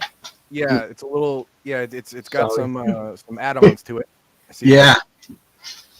And that's only been there for a few million years. Oh, only. And humans go in, and that's where the friendly, not sure what it is. Is it an AI? Is it an alien force of some kind? But you can go in there, and it has trouble communicating with people, but it can speak to you through dreams and like visions. Like if you nod off, you might have a vision of some kind, and you feel safe as a human. And by the way, pretty much only humans. DBs don't necessarily get the same welcome Vibe. and that's because this thing's been around for a long, long time and knows humans. They're actually, and this is part of my backstory. I'm not sure if it's going to get into the book, but there were one of these things scattered in like 6-8 different locations throughout the world, and there's only this one left. And now that humans have showed up again, it's like, welcome. And it's also, by the way, happy to augment you like it did that creature. Mm-hmm. Will that end up being good in the long run or not? I don't know, but against the Splugorth, if you don't do something now, the long run's moot. So, you take what you can get, right? And clearly this thing hates Splugorth. In fact, when you go inside of it, there's certain places where you have Splugorth that are all distorted and like biologically mutated and twisted into horrible, slobbering, mindless things. What its story with the Splugorth is anybody's guess, but it clearly don't like them. So that's going to be fun. And I had, so what I did is, we got this great painting, and so I had, here's like John Zalesnik's concept sketch for it. Mm-hmm. So I had, what I asked Cummings to do is to pattern like a whole series of different creatures off of that, but in its natural form. Sure. So we get to see what this looks like in its natural form. We get to see a tiger version, a wolf version, even a snake version, which is pretty fun. And then I was going to have Cummings do this, but he got swamped with doing work for Marvel Star Wars series. And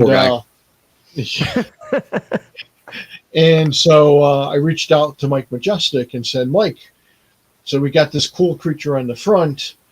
Now I need you to go through all these other animal versions and weaponize them as this Ice Citadel might do.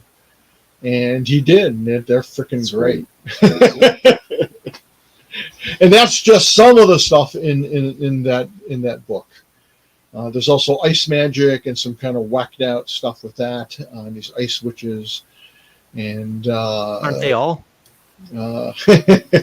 It's riffs, so you need some whacked out stuff. Yeah, when it comes to riffs, the answer is yes and no. It's all of it. Yeah. How weird does it get? Yes. So, anyways, it's going to be epic. I know a lot of people are probably a little concerned because it's like, it's just an ice sheet. What can be there? And it's like, it's riffs, man. It can be anything. And I think people are going to love it. Yeah, that's his number one thing. As soon as he's done with expeditions, which you're pretty advanced on expeditions. So. Yeah. So. All right. We don't talk about like specific dates until we actually. Yeah. I got you. All right. What else? About riffs is coming out or prevalent in your mind? Prevalent in my mind is work is advancing on Rifts Europa for Rifts for Savage Worlds, and it's present on my mind because we're actually talking about lore and canon constantly as we're working with the team on that. Really great guys working on that material. I coordinate a lot with Aaron Burkett, PK Levine, Patrick. There's a lot of great writers that are working on this stuff that you guys have read. Savage Rifts fans. I don't know if you guys have have read their material, and it's really good stuff. Although most of them have also been published, funny enough, in the Rifter before. But like John Stevens. But yeah, the work's coming along. There's some neat canon updates in there.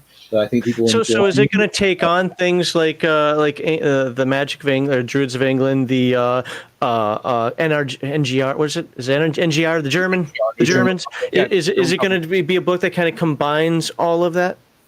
And more. It's going to fill in a lot of the blanks.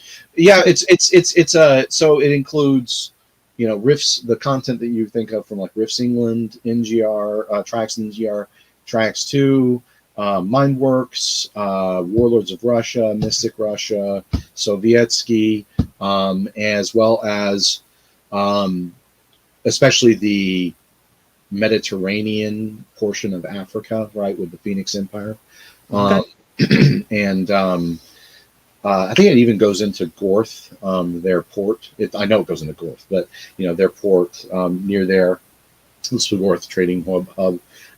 It also introduces the Neo-Rome faction, and so you'll get caught up in all that details if you want some hints at what's Actually, coming. I just did, what was it, Rifter 2 or 3 that had the Roman Empire in it. Okay, well, this is going to be different than that. So okay. This is based on the Megaversal Legion updates that you can see in the Land of a Thousand Islands books, the Savage Rifts version of South America. Okay.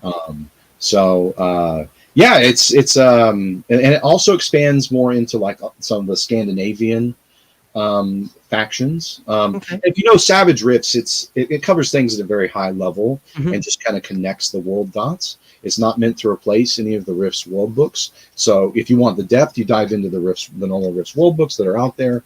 But the Savage Rift stuff helps connect a lot of that and help you understand kind of the big plot points that are going on. It functions kind of as the Savage Rifts books function kind of as like a Rifts aftermath for Rifts in general, because they're all set in mid 109 PA after the fall of Tolkien, before the kickoff of the Minion War. So just for Rifts fans, that's one of the things that a lot of the real big Rifts fans love is they can, like, if you go, like, first book I worked on was Empires of Humanity. You can go in that book and you can see a lot of updates about what happened at Port Horace and all the different the CS Baton Rouge and all the different things that happened in the Texas Freelands. Where is the status of all that right in mid 109 PA before the Minion War kicks off? So and we're doing the same here with this book, just like we did with South America and the other Savage Rifts books. So I think people will really enjoy it as a kind of comprehensive lore overview. But yeah, it does tie together a lot of the stuff with the Blood Druids and the Millennium Trees and a lot of the material there. So I think it's going to be really exciting. It's fun working with them and talking with Kevin and just deciding, hey, where do we want to lay down these lines? What do we want to be all the major factions in this region? So. Okay, yeah, and I just made this connection in my mind because I'm a little slow boy. But earlier you made a throwaway comment about an example like Rifts Madagascar. Yeah, and then after we spoke about Rifts Antarctica, I'm like, wait a minute, the closest landmass to Antarctica is going to be Madagascar. Did he just flip something? No, of course not. Okay, yeah, that's just me. Yeah, that's fine. Okay. Rifts Falkland Islands. Right. A couple of quick super chats regarding Rifts. Oh, actually, I'm sorry. These are Rumble rants, so I can't put them up on the screen. But thank you very much, because I keep 100% of that. I'm going to be Scrooge McDucking into this thing. Yeah, all that $5 is going to be 20 for this one, sir. So thank you, Grizzly Beardo, for $20 on Rumble. Kevin, you've given us so many terrific games to bring us together with our friends. Last night, I got to run the finale to the Rifts campaign I started writing 30 years ago. Thank you so much for that. Oh, you're very welcome. My pleasure. Glad you enjoyed so much. And then he followed that up a little while later with a $10 super chat. So that number 30 is rolling in here. For my next Rifts campaign, my players want to explore mixing magic with cybernetics/robotics. Any advice for bringing in lore elements related to that theme? Like was it Drolian aliens or Dr. Articulus? Hopefully I'm reading that right. Well, there's the bounty hunters from Rifts Canada. They have some tech that works kind of like that as well. You can take a look at Dragon Juicers maybe for some inspiration. Yeah.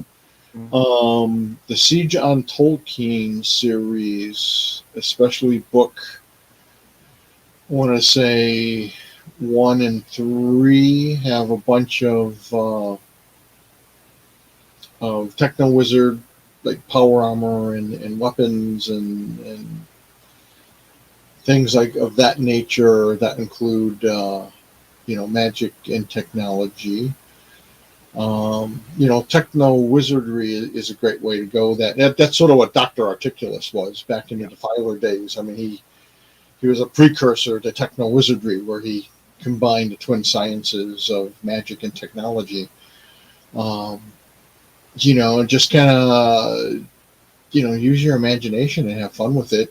Set up some boundaries. Like, I had someone who didn't really understand techno wizardry, so he was like, "Oh, here's a spray can, and I can spray like a circle on the wall, and it opens a dimensional portal." And it's like, what? Because magic and technology. So the way in my mind the techno wizardry works is that magic helps power the technology, and it also enables these ordinary weapons to have certain magical capacities. So say perhaps instead of a laser rifle or a laser pistol firing a laser beam, it can shoot bolts of sunlight to fight vampires, or it can generate some kind of other energy, but it's related to what the actual device is. So while that spray can shouldn't be able to do anything dimensional at all, you could take more like a SWAT approach or commando approach, where you have some sort of device that's like an explosive that open, and you have the wires connecting and the plastique, and you make that square frame, and instead of exploding it up, once you activate the device, it opens up a portal that you can. Yeah, instead of blowing a hole in the wall, it blows a hole in the dimension. Right. Well, or like a leaf blower that does wind rush spell or something. Or, yeah. But that's one thing people seem to misunderstand, at least with techno wizardry, is the form and the function should still be thematically linked, recognizable as right. So I think that's an important aspect, because Heathen Dog and I have been talking about, because I always have questions about the techno wizard, because I've never played one. And people either say, "Oh, it's overpowered." "Oh, I don't let him in my games because it's overpowered." Or, "Oh, the techno wizard can't do anything. It sucks." Like there's this weird dichotomy with the techno wizard that people either they hate it or they hate it, but they hate it because it's too powerful. They hate it because it's not powerful enough. Well, it sounds like what you were just saying there kind of answers that question. I can't have an aerosol can version of the Rick and Morty portal gun. That just doesn't make sense. But if you can put some science, pardon me for being real world for a second, but put some science and engineering behind it, you can have it do something outside the scope that's still related to the scope. Or like the globe of daylight flare. It's still a flare that you launch, but instead of a normal just chemical flare, it's a globe of daylight. Sure. And it's one of those things we've talked about this behind the scenes, should techno wizards really even be a player class? Or should they just have a shop, and it's like, there's a techno wizard here. Great. Kind of like finding a cyberdoc. Yeah. It's like, on a cyberdoc, I can get my cybernetics repaired because it's been 300 miles since I've seen a cyberdoc, So many people seem to struggle with it that we're toying with the idea in the future, maybe just turning it into a NPC character, much like the Alchemist in Palladium Fantasy. Mm-hmm. But we haven't decided yet. And the thing is, it gets tricky, because theoretically you have a character who can create magic. So that can be overpowering if a game master doesn't rein him in, or if this guy's... And without the normal limitations of magic, the spellcaster. Right, yeah. And as long as it has the power source that can hold PPE or ISP, then anyone can use it for a time, Magic for the masses, right? So I can see that could be really challenging for a game master, right? And, I gotta say, chat right now is not agreeing with you guys. They don't like that idea. But that's okay. They don't like most of the ideas. If you're going for a more powerful type, magic and technology merging thing, then there's always the Mega Juicer or the in the South American source book, the Monster Hunter Borg magic board guy. There you go. I was gonna say that one. There's a few that if you go look through the books, there's a few different ones that you can look at that.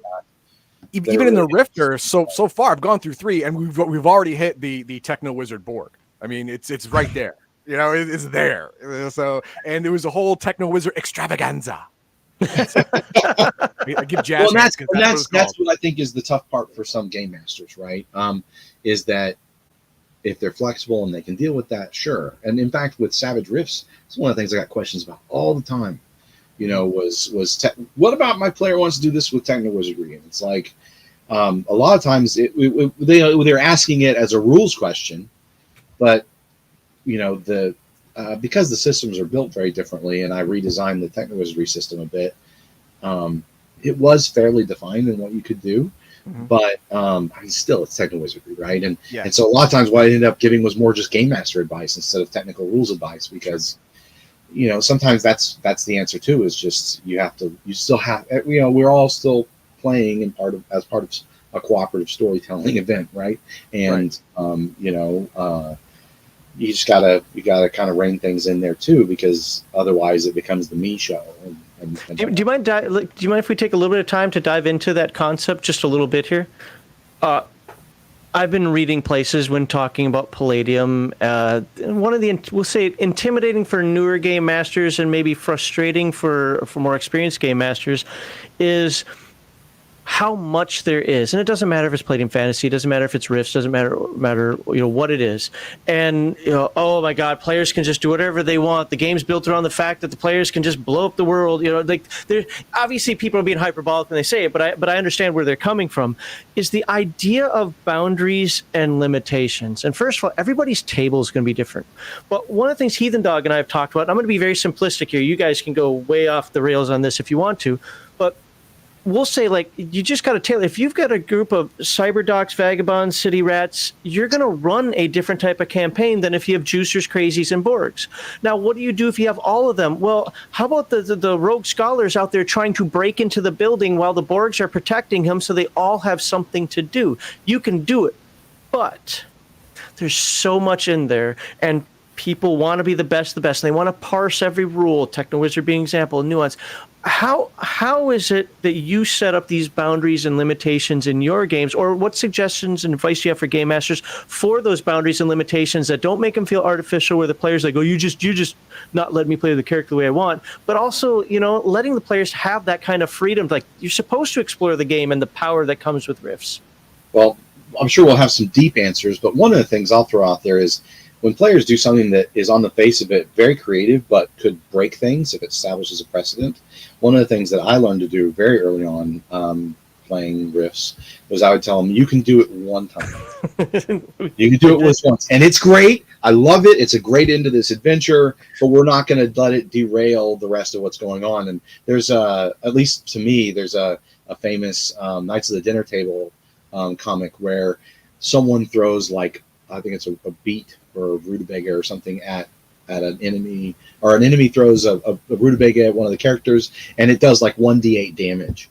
And the characters are like, what? How did it do so much damage? And they end up, the game master's like, oh, well, it's just, they're like, well, if all rutabagas do that, they would want to go buy rutabagas or whatever. And then he's like, well, no, it's just the ones that grow in this one area. So then they go in, they kill all the orcs that live there, they set up their own farms, and it's like, yeah, you got to be careful that just, just a fun thing or an off-the-cuff thing that maybe wasn't balanced or is a unique solution doesn't just spiral out of control. And then I would just say repercussions, and unintended repercussions, unintended consequences. So, yeah, you want to build this thing that'll take you to this other dimension and blah, blah, blah. Well, what if it didn't work right? The possible negative repercussions should be up there too, right? What could possibly go wrong? So think about that too, and then your players will start thinking twice about building, having their first level techno wizard build this ultimate dimensional portal ever. If you ever heard of Atlantis in the Rifts timeline, right? They shut off Earth from magic and got the continent of Atlantis thrown into a temporal. Right. If you want to be more real world specific, hey, do you realize that when they were building the atomic bomb, they were throwing around the idea that we could light the atmosphere on fire and all die? So, it was a chance. They thought there was a good chance. You can build that ultimate weapon if you want, but let's throw around that idea before we push the button. Right. And they'll be like, okay. Yeah, I guess I have two comments on that. Is one, look, if there's something that really doesn't work for you as the game master, or you really feel like it's going to imbalance your game or the player group, just say no. And if the player doesn't like it, explain to him, look, I'm sorry, we just can't. I don't want this element in my game. I hope you understand. Or this specific campaign, even maybe. Or our focus is more team playing. There's more, I'm trying to run a film noir game, and this character or that character just doesn't fit that theme. So save it for some other time or next time, or just I hate it. If you hate mutant animals, and I think it's fair to say, look, I don't want mutant animals in this game. Play something fucking else. Wow. As simple as that. And do you run the risk of maybe offending somebody, or they were not going to play in your game? Maybe. Actually, nowadays that's pretty prevalent. Like the inmates run the asylum on a lot of tables.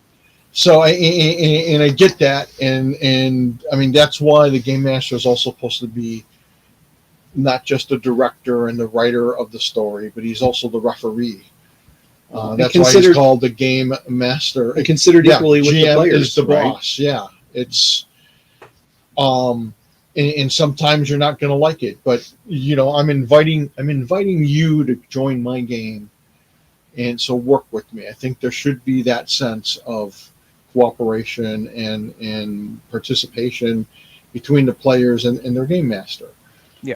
And it does get tricky, and it gets back to there's similar questions like, what do you do if a disruptive player, or a guy who's like the ultimate power gamer and everything, he wants to blow up and kill everybody and everything, and it gets tricky because personalities are involved, and just like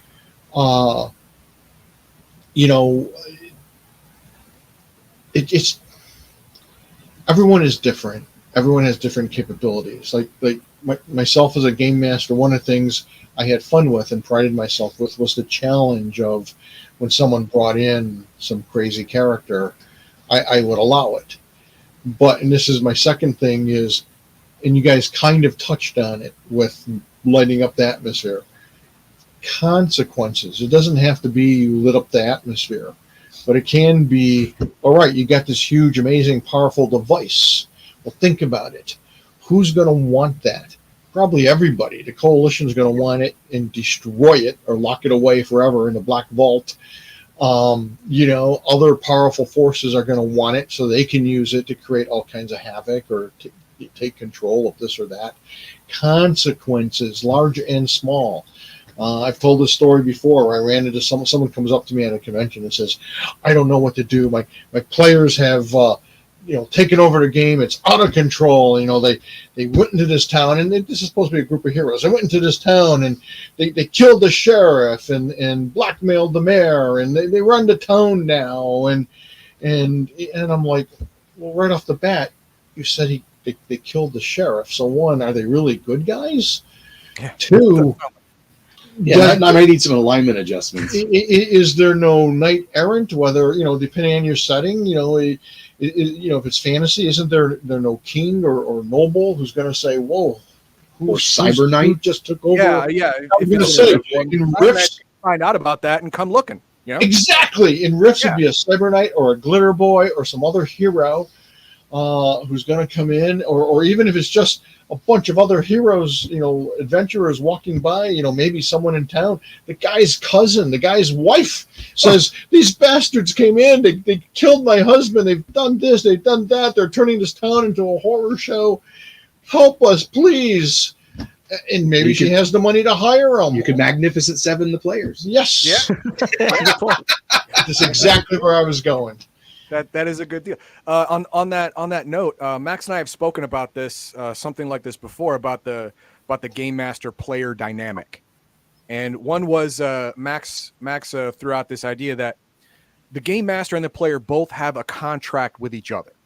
The game master's contract is to create the world, make sure it stays the same to the point where all the rules still apply throughout the game. You're not changing rules, not changing reality. anything like that. If it works this way today, it'll work that way tomorrow. You know, barring some event that you're going to see coming or you're going to understand. You know, so the world remains the same. NPCs react the way they react, and that's my contract with you. The player's contract is, okay, you have willingly entered this world, which means you didn't come in here just to mess it up. You didn't come in here just to piss all over everything and say, well, it's a sandbox, I can do what I want. No. You have a contract with the game master and your other players not to just do what you want and be damned whatever, because that's going to ruin the fun for literally everybody. Yes. Yeah. Actually, so another thing is I agree completely. I would say a good resource besides a lot of the material that Kevin's written in a lot of in Rift's books is I just noticed because I worked on it and made a lot of updates to it in the Rifts, the Game Master Guide for Rifts for Savage Worlds is, you know, you could check that out. It's got a lot of practical talk about that, and so I'm gonna, you know, one of the things that I talked about is you know, if you've got real mixed, like really combat heavy player characters and non, you know, the Glitter Boy or the combat cyborg, those characters are going to attract so much attention and firepower, right? And animus from your enemy. But if you're a rogue scholar or you're a mystic or you know, whatever, vagabond, whatever, you're much more likely to be the person that your opponents are going to say, we need to capture somebody for information. That's him. We're not, don't gun him down, right? We want to capture him. We want to take him in for questioning and or jail sentence, or, you know, right? Because that's actually the intelligentsia of that's the guy who's going to have knowledge of where you're going, what you're doing, what you've done, what the and how you're secrets doing are, stuff. their known accomplices, their support network. He's going to tell you about the fights you've had, but that's about it. You know, that's all he's going to be able to tell. Wilderness Scout can tell you where their secret they're locations going, are, where where they went, where they've been, where they're going, who they're meeting with. So, so just think of it that way, outside the box. And I would say, don't, you know, so assign in combat situations. I mean, sure, maybe those characters aren't even participating in combat; they're doing something skill based while the gunfight or whatever is going on, but that's not always the case either. But don't just say, "Oh, look, it's a Wilderness Scout," and so then, you know, the coalition enforcer giant robot vehicle fires medium range missiles at that guy. You know, some dude who has a comparative pop gun, right? Like, that's who they're going to say, "Dog boys, go grab him." You know what I mean? Exactly, kind of right. thing. And you know, and as a game master, just kind of think, you know, think a little higher for your villains. Don't make them Saturday morning cartoons. It's, you know, gray morals is even better, right? But also have them thinking, you know, hey, those exact things we were just talking about, how they might prioritize targets, how they might think, are these guys even being duped by this rebel leader or this mind melter or something? You know, you never know. Right. So there's all types of ways to approach this kind of stuff. Absolutely. But this is one of those things that if you're a game master and you're new to Rifts, don't sweat it. You're new to playing fantasy and, oh no, there's too many books. Like, just take a chill pill, wait until, you know, and maybe you need to do some research first and decide if it's a book that you don't have and a player wants to play something out of it. It's okay to say, no, I'm not familiar with that part of Palladium fantasy. I don't know whether I should or you're a Rifts player and you don't know much about Phase World because you're new and you're like, gee, should I let them play this Cosmonite? I don't know what that is. So the answer is no, ever. But I actually have an answer for that too as well. But be okay saying, hey, these are my boundaries as a game master, right? This is the kind of story we're trying to tell. Please, you know, build a character that can fit into the story. And I think that's really important to do. Like, I used to talk to my players and just be like, what kind of, do we want to do like an action adventure? Do we want a one-off? Do we want something really long-term? You know, what do you want to do? Do you want to travel? Do you want to stay in one town and have that be your hub of adventure and people? You know, it's like the Stardew Valley version of Dungeons and Dragons or something, you know? And, you know, because then you can do the spoke and hub, you know, the wheel type adventure design. You can go look that up. But the other thing is if I had a player, I never had anybody ask to play a Cosmonite because they knew I would like eat their They lunch. spoke to you for 5 minutes, and You're asking for trouble, right? So when you pick these really big targets, and then especially if you act like a really big target, or a jerk or whatever, or you go mouthing off to the coalition in your glitter boy suit, like you might have an armored company come knocking on your door later, right? So you need to, there needs to be repercussions for actions, and then, but at the same time, don't take away the glitter boy. You know what I mean? Right. Glitter boy It's not the OCC's fault that this character decided to, and this is an actual example. A mind melter was inside a coalition APC. Yep. With a very, very tentative goal that aligned with the CS at that point, where we needed each other's help, and we were riding to someplace within this APC with an entire squad of CS soldiers. They made it very clear to him that they didn't like the fact that he's a mind melter, and he was only alive because we had this goal. Pact. We had this like very short term, very, very definable end date pact. Right. And he decided that, he was going to mouth off and I threaten built them your while we were mind. inside the APC. Oh, And all of us went, I'm a Borg, and I'm like, nope, not having any part of get out that. of the way, because the shots are coming and he's not going to miss. So yeah, And, he stuff got like angry. that He- is he- just player mistake, right? I mean, it's how the player uses the OCC and powers and abilities that they have. They either use it for their own edification, which can become very grandiose and cause a lot of problems in a game master's campaign, like creating that super weapon you were talking about. Yes, you can create the super weapon, but now everyone knows your name and wants your things. or yes, you can try. Yeah. There should be roles involved, and Well, also, look, as a game master too, you have to realize that not everyone is created equal. And I don't mean the player characters; I mean the players themselves. Mm. Maybe some of these folks are going through a learning curve themselves. I ran into that a lot with my old Defiler campaign. So I'm running like 26 guys on a regular basis, which can get pretty crazy. And the reason I had like 26 guys is I never wanted to tell anybody no. They had heard about my game and how fun it was, and they wanted to play. And I'm like, sure, come on in. And after like 26, I did finally say no. But, and so I had this one particular player, and there's been a few players who everyone has their own style. Some are kind of quiet, some are very verbose, some are very dramatic, and speak with an accent and a lot of flair, like they're in a play, and that's fine. And so, anyways, I had a new guy, and I always explain. Also, I'm a big fan. Let me mention this right now. Like Sean had mentioned, I'm a big fan of explaining stuff to my players. Mm-hmm. So when a new player came in, I'd say, look, you're in a very deadly environment. You need to play as a team. If you're a lone wolf, you wander off, you say the wrong thing to the wrong creature, you're going to die. I highly recommend team playing here and cooperation. But you can do whatever the hell you want. Just remember, there's going to be consequences. I'm very big in consequences.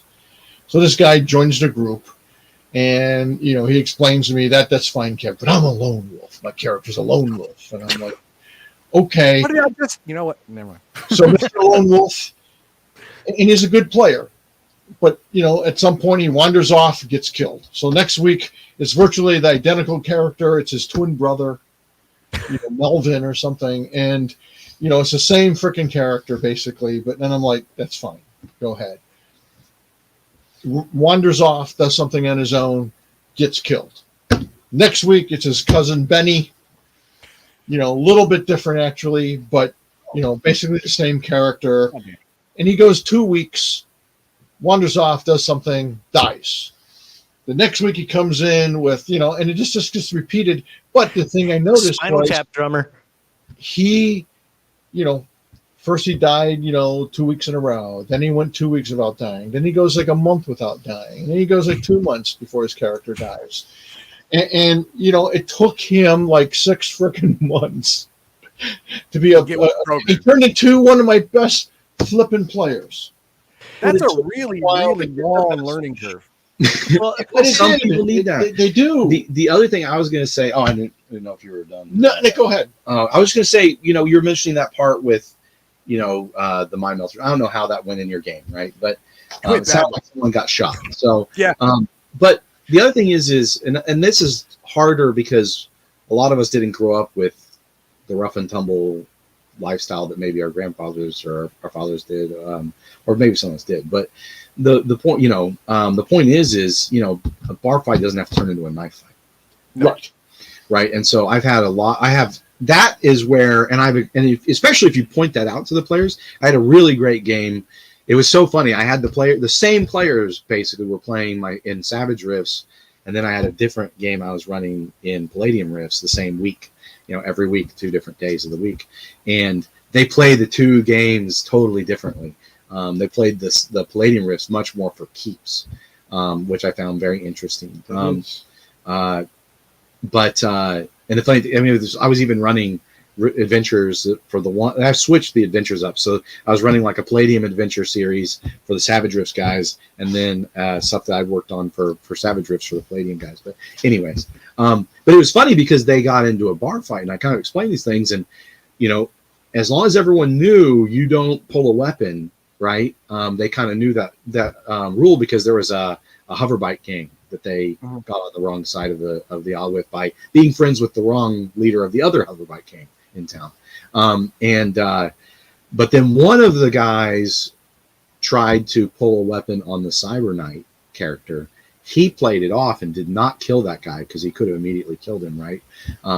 And the other gang, I had the other gang members, when the player showed restraint, grabbed that guy and dragged him away, and the gang leader's like, we're gonna make sure he never crosses a Cyber Knight again. He shouldn't have done that. What I mean? He tried to, So anyways, you and the thing is, I'm role playing the different characters, right? And that's your challenge as a game master, is to build that world and that sense of reality for your players and the repercussions and different, the meaning of all their different actions. And you get to define that. And sometimes that's through the narrative, and you want to say things straight up to the players, but it's a fine balance. And so, but again, if you're a newer game master, I would say limit stuff to just material that you have and you're comfortable with, right? And then work out from there. With most of Palladium, it's very easy because all of your books, especially in Rifts, are geographically segmented. Right. And the other thing I'll say, sorry. That's okay. Yeah. And so if they want to play in Africa, they want to play in South America, they want to play in China, Japan, whatever, then you got a book for that. And if you want, you just stay in that book. Exactly. That's fine. You can travel all of Japan in this book. Well, and the other thing is, there seems to be, some people don't like to run published adventure material. Like it's like cheating or something, or it's lazy. No, like, especially if you're new or you're having trouble with these kind of balance issues. It's a really great learning tool. Run the adventures out of source book 1. Run the intro adventure material that's out there. Especially with Rifts, for instance. Yeah, there's a ton of stuff. It's also a crap ton of adventure material, right?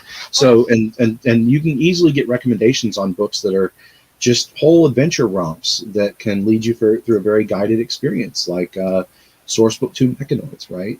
Source Book 1. I mean, there's tons of great books with great adventure material. And so if you're a new game master that doesn't know that, for instance, Old Ones is a really great adventure book. It is, here you go. So, but ask other Palladium gamers, and I think you'll get good recommendations fast. I hope so too. Because what my whole thing with that is, someone says, I don't like running, module adventures because that's just cheating or it's stupid or whatever. I'm like, listen, I don't know if you were the one golden child who could get on a bike and just ride. Everyone else needed training wheels for a while. All right. Well, That's the other just thing, how it works. yeah, yes, and Well, also spice it to taste. Exactly. Spice it. You Yeah, want some I mean- salt, pepper, So- put it in. It's your use it. You just cook with it. Right. Don't- That's what doesn't Max have to does. make it He will take an established adventure and he'll change some of the characters. He'll change some of the monsters, but Me? make sure No, it no. fits with the overall feel. And so even if some Or asshole decided just to buy add the more module and cheat, subplots. right, they still wouldn't know what was going to happen. But the overall story would be the same. There you go. You got yours, and you didn't have to do anything but a couple of days work on it, and bam, Bob's your uncle. Right. Awesome. When I started role playing, like everyone else, I was very unsure of myself. I was unsure of myself as the game master and as a storyteller. And one of the cool things, I had a bunch of players in my group that would say, Kevin, remember, you are the universe. You can change anything, do anything within midstream. We don't know. So as a game master, try to be flexible. And like Sean said, look, every bar fight doesn't have to be a knife fight. But if it turns into a knife fight or a gun fight, you can de-escalate that. There are ways you can do that. One of my favorite ploys is to have some character who nobody's noticed in the bar, and he stands up and steps forward and takes down like the most powerful guy with ease, and then kind of slaps around a couple of the player characters and embarrasses them, and then you find out he's some badass or some legendary guy, or maybe just a man of mystery that no one knows. But holy crap, man, he just took down the Glitter Boy or the Cyber Knight or your Paladin or some other NPC. And I like to introduce these characters that they like, even sort of like a Negan from Walking Dead moment, where he embarrasses the whole group. Unlike Negan, he doesn't like slaughter people, and then just kind of smugly walks away. Now the cool thing with that is you just de-escalated things from people getting killed, and you just introduced a villain that your player group is going to hate his stinking guts. And the next time they meet him, it's going to have meaning, because that's the SOB who embarrassed us, or stopped the fight and took my damn sword, the sword that I was so proud of and loved that could teleport me, or whatever, or my techno wizard device. Or also, there are times where as a game master, not only do you have to be flexible, you have to be more ingenious. There was a point where my famous defilers, they're having a blast, they're kicking ass, they're like these famous heroes now in my world, and they go on some adventure that should have been a cakewalk, and three-quarters of the group gets captured. Half of them are like beaten down like dogs. They've got 3 hit points, 5 hit points left, and I'm like, what's going on here? Just the players were having an off day. They weren't playing as a team. They were just off, and they were making horrible rolls. And I'm thinking, if I just play it straight the way I had planned it, they're dead. They're all lined up, and they're going to be executed. Chop, chop, chop. Their heads go off, or arrows. I mean, they're just dead.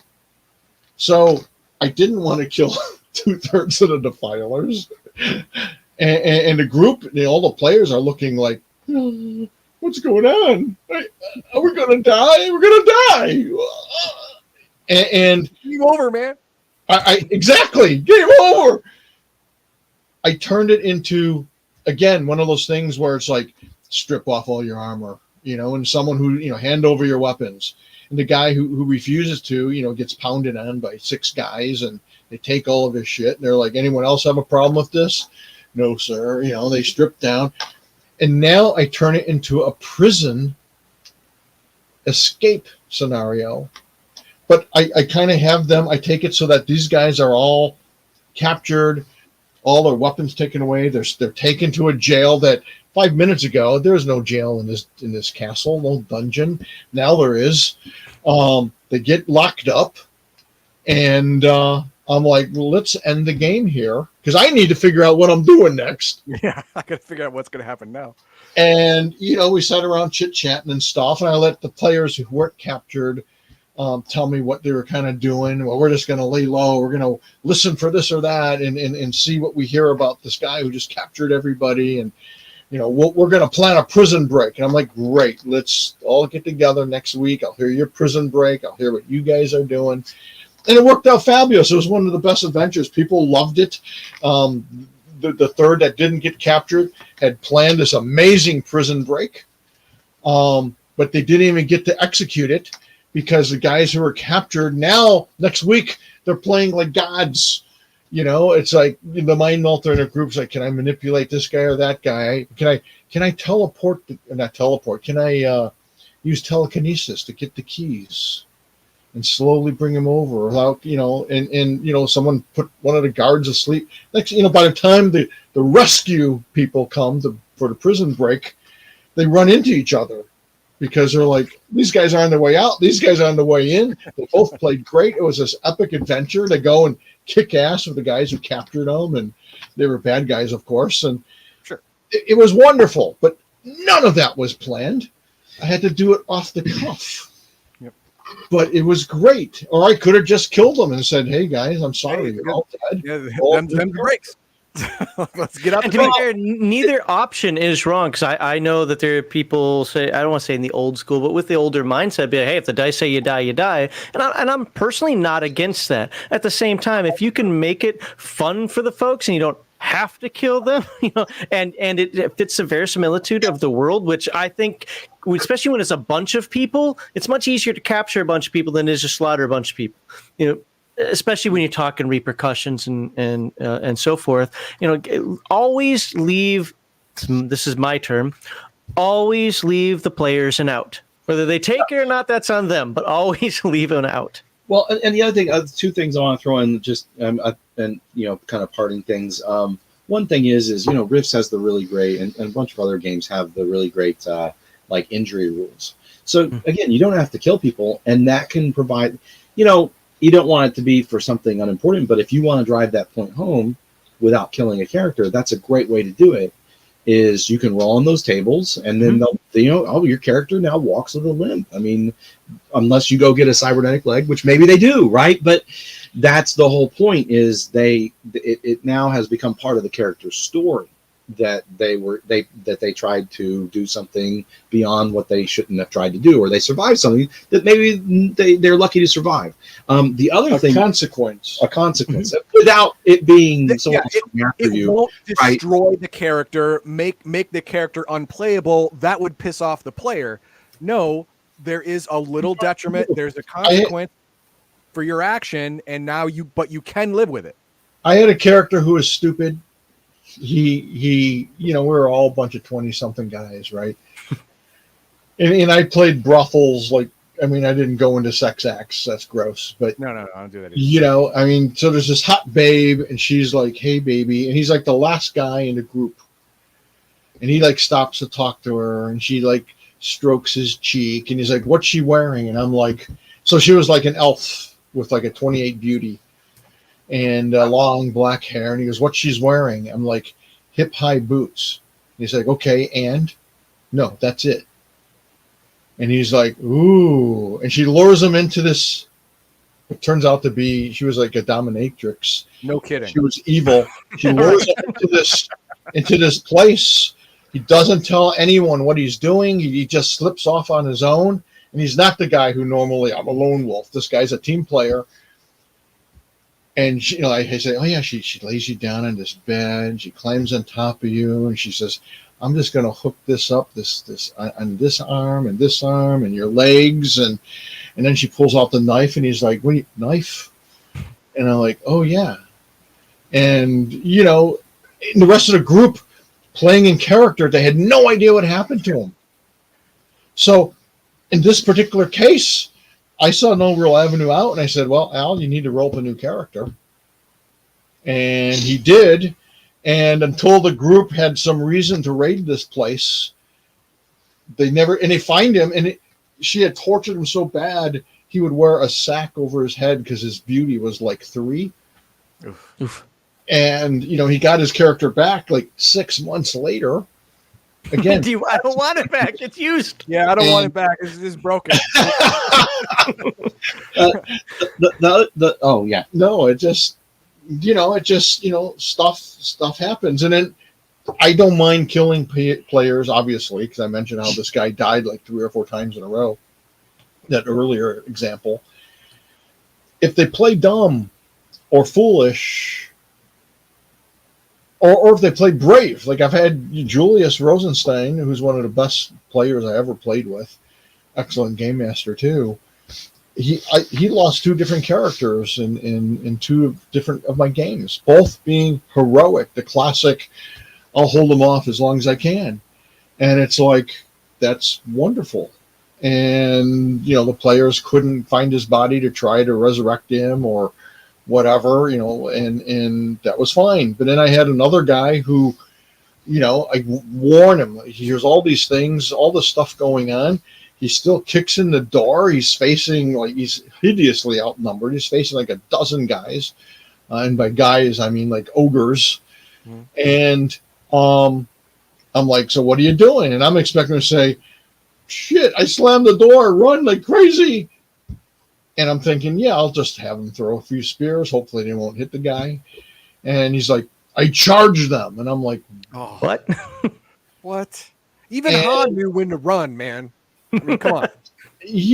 I'm like, okay. I mean, he was dead 2 seconds later. It was just like, why did you do that? I don't know. I just in the heat of the moment. I'm like, fight or flight, but it was the first thing only. That's what happened to me. The last thing I'll throw out there is, Palladium does have this whole alignment system, which is very different than, say, Dungeons and Dragons. So if you're new to Palladium, go read it. If you're a Palladium game master and you're not familiar with it, refresh yourself. But one of the big things is if you're any of the good or even medium kind of unprincipled, scrupulous, principled, you're not going to attack or kill an unarmed foe. And I think that would include a foe who surrenders and lays down their weapon. Right? So the whole point there is there should be repercussions if people are acting outside their alignment constantly. And I'm going to finish. No survivors, no witnesses. I've heard of player groups that do that. I've dealt with them, right?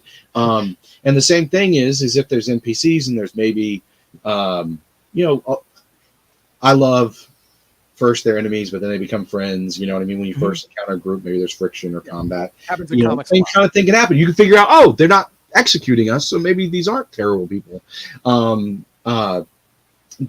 yeah, keep things like that in mind too, because a lot of this is built into the system. Yeah, that characters of different alignments should be acting certain ways, or even some of the worst ones like Aberrant may not do that, depending on their goals. The Palladium alignment system allows you as a game master to say, hang on, you are unscrupulous. That is the alignment you chose. But in unscrupulous, you would not do this thing. Yep. You can still do it, but I'm telling you, it's against your alignment. Yeah. Go. And also look at the various levels too, because for instance, Anarchist says not likely to kill an unarmed foe, but certainly knock out, attack, or beat up one. Unprincipled says maybe they'll take advantage of them. So that means that scrupulous and principled wouldn't even do any of those things. No. Right? So you play accordingly, right? Play accordingly. That's all. I'm just throwing that out there. And it applies to your NPCs as much as your players. And people who've been playing Palladium a long time, they probably already know that, right? And that's not what I'm talking about. I'm talking about when people are like, I don't know how to handle these things. Right. It's built in. It's built into the game in a very easily remembered short form of the different type of alignments. Yeah. This conversation reminded me of a time when I was like 16 to 18, something like that, and I was running a D&D second edition game, and I usually don't do the bar thing. It reminded me when we were talking about the bar thing, about the escalation of the bar thing, and I used a TV show as a blueprint on how to deal with bar fights. I believe it was Briscoe County Jr. I don't know if you remember the show. But there was one scene in it that I used, and so this is how I de-escalate bar fights. All of my barmaids are pure virginal snowflakes. All of them, the nicest, most beautiful, pristine women that you will ever imagine. They are kind. They are gentle. They are loving. They are caring. No one wants to hurt them. It's great. Everyone loves them. They love everyone. The bar fight starts. Whoever whoever injures a barmaid, whether by accident or on purpose, the entire bar is now not on the fence on who's the bad guy here. The entire bar is going to turn on that group. That usually ends the bar fight. Because they all know this barmaid. They all know her and they all love her. And even a trained warrior can be hogpiled. Yeah, you basically beat on their little sister and you are done. You are done now. If you resist, you're just going to get killed. If you don't resist, you might go to jail, learn your lesson, that's fine. So I don't use bars a lot, but when I do, I use that scenario. Yeah, and I use that as a kind of a short form for tavern, right? It's just wherever food and drinks are being sold. Which in Rifts, a lot of times, you know, unless you're there's only a few cities in the whole setting, right? So unless you're at one of those specified cities, you're in a small hole in the wall or a village or a smaller town where there probably aren't a lot of options, right? And so I use that as short form because the other thing is you shouldn't usually be walking into places like that in power armor with rifles or heavy weaponry. And I mean, I tell the players, you know, I explain to my players very clearly, you know, sidearms, you know, and that type of stuff you can carry, maybe lighter, you know, body armor and stuff. But I just tell them that stuff up front so that they know not to go walking into the town like they're trouble, where that means everyone's going to start closing their doors. The sheriff and his men are going to come out, right? Or or their allies, you know, and there's going to be like some showdown at, high noon in the middle of the town square. That's what happens when you, and I think this is applicable to fantasy too. You know, you know, if you start unsheathing swords or doing different things. So yeah, just kind of play the details there, and a lot of the issues start to resolve themselves as soon as you get out of just like some numbers damage fantasy. And I think I've said this about Rifts before, but I just want to repeat it. Yes, there are like 90 Rifts books, available to you. You don't have to play them all. You don't have to play most of them. You know, they're all there so that if you're into, say, the Rifts Japan kind of setting, it's there for you. Play there your entire 30 years of gaming. There's nothing wrong with that. You know, if you want to go and play Cowboys and Monsters, you've got Rifts New West. You want to fight the Coalition, you've got, the Siege on Tolkien and Coalition War Campaign. It's all there for you to draw on if you, as the game master and or players, want to go there and your game master is willing to take you there. And it's okay if you never play 2/3 of the books, although they're fun reads, whether you ever play there or not. So there's that. And then I want to mention part of the you can do anything in Rifts grew out of the fact that in the 1970s and 80s up into the early 90s, people would constantly argue about you can't cross the streams, you can't do fantasy and science fiction, you can't do superheroes, you can't do this and that, and it's like, why not? You can. And Rifts was sort of the culmination of my frustration of these crazy stories, because I felt like if you have the imagination, you could do any of this stuff. And here's a setting where whatever you feel like doing, not all at once, you can do. So you feel like fighting vampires for 6 months, you go to the Vampire Kingdoms or to the border of Mexico and fight things. You want to explore and do other crazy shit. You want to fight Splugor to see what they're like, or the minions. Bad idea. Well, yeah, that's the last thing you're going to see. But all right. I mean, it's all there for you, and there's all these different each book. Because it is for the most part geographic.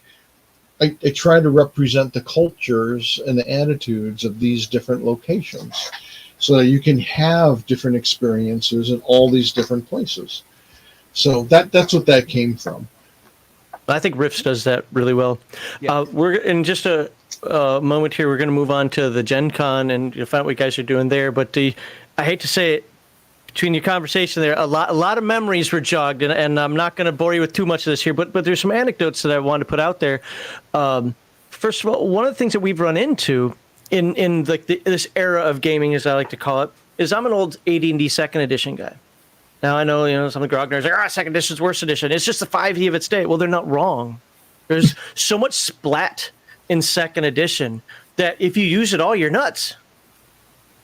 But the 5e crowd, and I'm using this as a time stamp, not saying that when you play 5e you're bad or whatever. The 5e crowd, though, treats it like, no, I have to use it all. It's in the book. I have to use it all. So splat, splat, splat, splat, and it just becomes clown shoes. It's just too much. You're ham-fisting Dragonlance rules into a Forgotten Realm setting. Didn't work. It's like no, segment it. No, I don't allow you to play a Wemmick in my game. Sorry, you're not going to do it.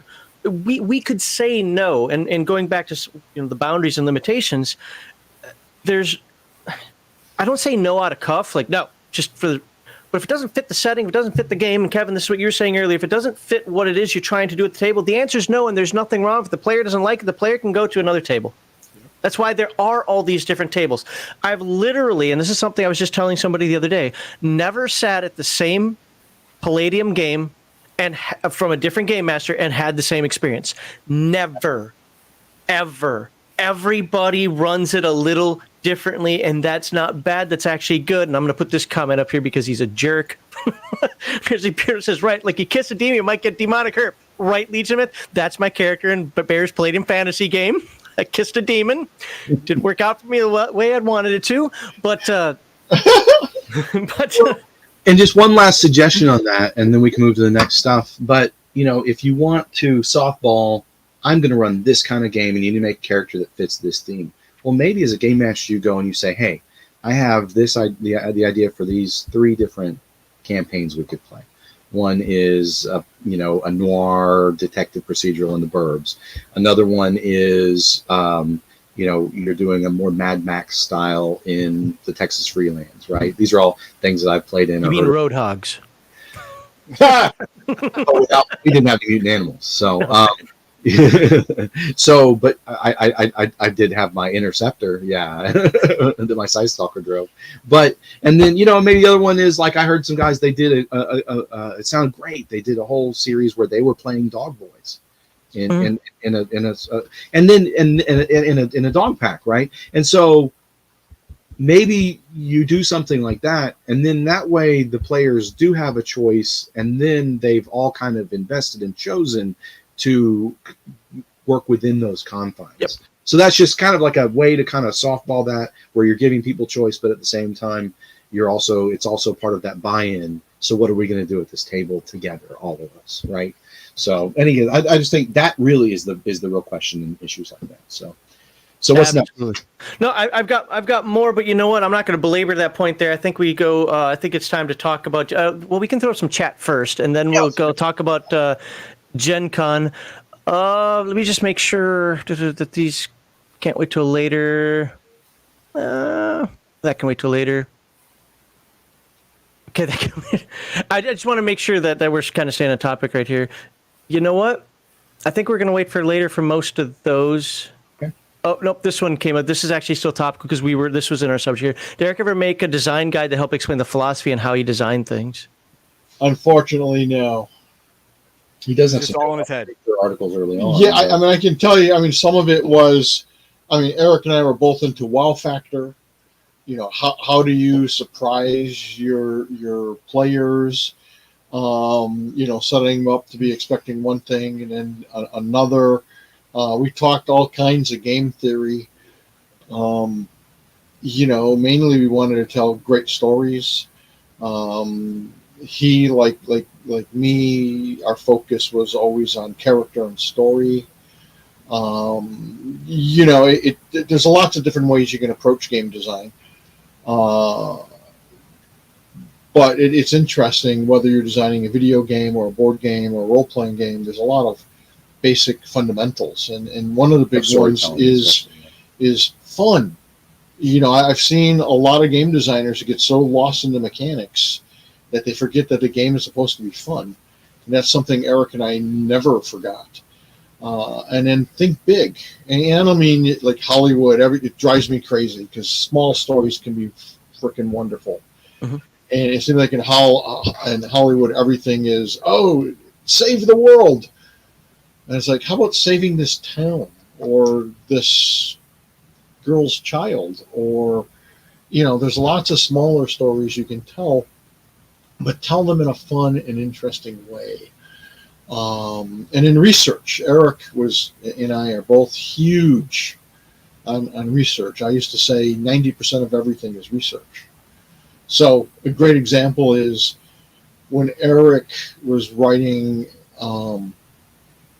the China books, he immersed himself in that culture and their mythology and their history to the point where he got permission to go to Michigan State University into their special reference library that hardly anyone gets to go into.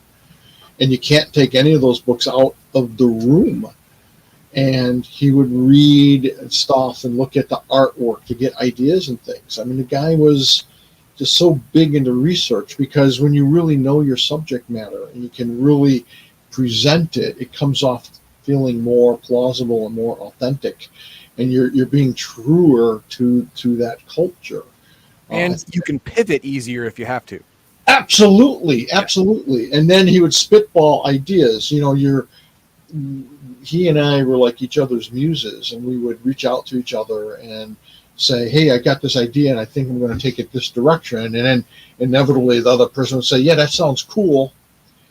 But have you considered this, that, and other thing, which they may have or may not have. And it was great to spitball ideas. I was talking to someone about this the other day. I used to call it mental masturbation, where Eric and I would, get together, and it used to drive my ex-wife crazy because, Eric would come over and we'd go outside and talk for 5 hours. And I'd come back in and she's like, so you work out whatever it is on your current book? And I'm like, no. Oh, I forgot about that. Yeah. and he's like, well, did you work on ideas for the next book? Or like, no. Well, what did you guys talk about all this time? And it's like, I don't know, like 20 different things, or maybe even just one thing. But sometimes, you go down this road that at first you think is so exciting, and as you hammer it out and think it through, at the end of 4 hours, you're like, that idea doesn't work. So throw it away and move on to something else. And that's where sort of, be willing to kill your babies comes in too. It's like, yeah, we thought it was a great idea, but it just doesn't work, or it slows the game down, or it turns it into something else. So either we need to find a way to change that, or you just toss it. But it was worth the exercise of trying to figure all that out.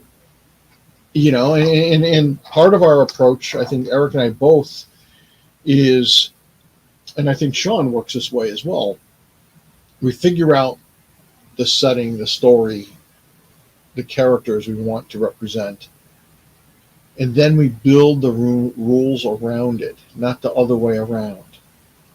So if it's a Mad Max setting, you want to have really great vehicle rules, and maybe certain other aspects aren't as important. You really want to think about the story you want to tell, the characters that you're putting into your game, and make sure the rules work to manifest that setting and those characters. I've seen a lot of people do it the other way, and I don't think it ever works as well. That's why we say that setting, what's that thing in back first edition? AD&D, it's like game first, campaign second, players third. Well, my mentality is setting first, game second, players third, because the setting uses the core rules of the game, but you have to tweak them a little bit to, like you said, make that Mad Max setting, or to make the snowbound setting, or make the jungle setting, whatever. You're going to have to make some tweaks in order for it to be playable, because we're not living in a life simulation out there. We're rolling dice and... Yeah, absolutely. All right, let's hit. So just so folks know, Kevin and Sean are giving us a lot of time here. They're being gracious with that. We want to talk about GenCon, and then we will hit as many of your questions as we can. We haven't forgotten. gotten a little rabbit hole there with the game design, the game playing, game mastering stuff. But I thought it was such a great conversation, and to hear how similar Kevin is to you guys in the chat and how we do things as well. I mean, Sean and I have literally the exact same 2 rules. I don't know if we know it or not, but the exact same 2 rules when it comes to handling certain situations. So it's great to hear from them how they do it as well. So let's hit 2 more questions here, and then we'll talk about GenCon. Any words on Rift Space? Canceled. What was the one that was canceled? The Rift Phase, or was it Phase World? I'm thinking Phase World spaceships. Is that what he's talking about?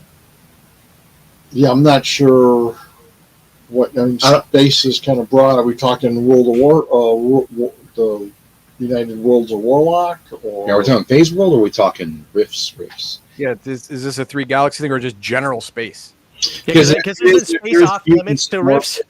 There is the mutants in orbit. Oh yeah. Version of Rift Space, right? But I don't think there's ever been. It says yeah, maybe that's the way that was listed. Yeah. The way that was listed, it sounded like a title of something that had been announced, and I'm not familiar with that. Unless it was the Phase World Spaceships book, which was canceled. But the Fleets of the 3 Galaxies kind of, I think, obviated that. And so the only thing no plans on expansion there. No. I mean, there will be more Phase World and 3 Galaxy stuff in the future. But you're asking about Phase World, yeah. As far as like Rifts, canon, space stuff, I mean, that's kind of the whole point. Don't leave Earth. And then Malachi asks, will the Wolfen Empire in Italy be official? No. Oh, that's why there's Neo Rome, is to deconflict the IPs and make sure. And we got some cool stuff actually, where when you read it, you'll be like, oh, that's why someone could have thought that there were Wolfen in Italy, but it is not that. What is official is coming in the Europa book. That'll be your first taste of what's official for Rift. Sweet. All right, well, tell us about GenCon. So we'll do GenCon as long as you guys have the time for it. We'll talk about GenCon, and then we'll just go through all the questions that people. I've got some over here. I've got some on note cards. I've got some, however long you guys want to give. We appreciate the time that you've been giving us for this. So GenCon is coming up here. Tell us about all the good stuff the Palladium is going to be doing there. Well, I mean, as usual, we'll be there with a bunch of other creators. John Klinkle will be. So if you're excited about Yin-Sloth Jungles, the update, and Yin-Sloth Expedition, one of the authors, in addition to Kevin, will be there. John Klinkle will be there. Mark Oberly, who's worked on Rifts Laszlo, and yes, that's still on the drawing board.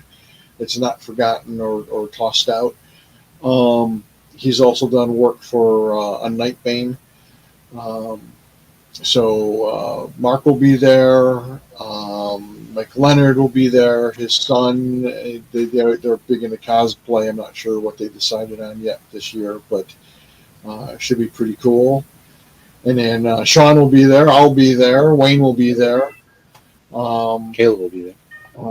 Yep, our new warehouse general helper guy, who's also Sean's younger brother, will be there.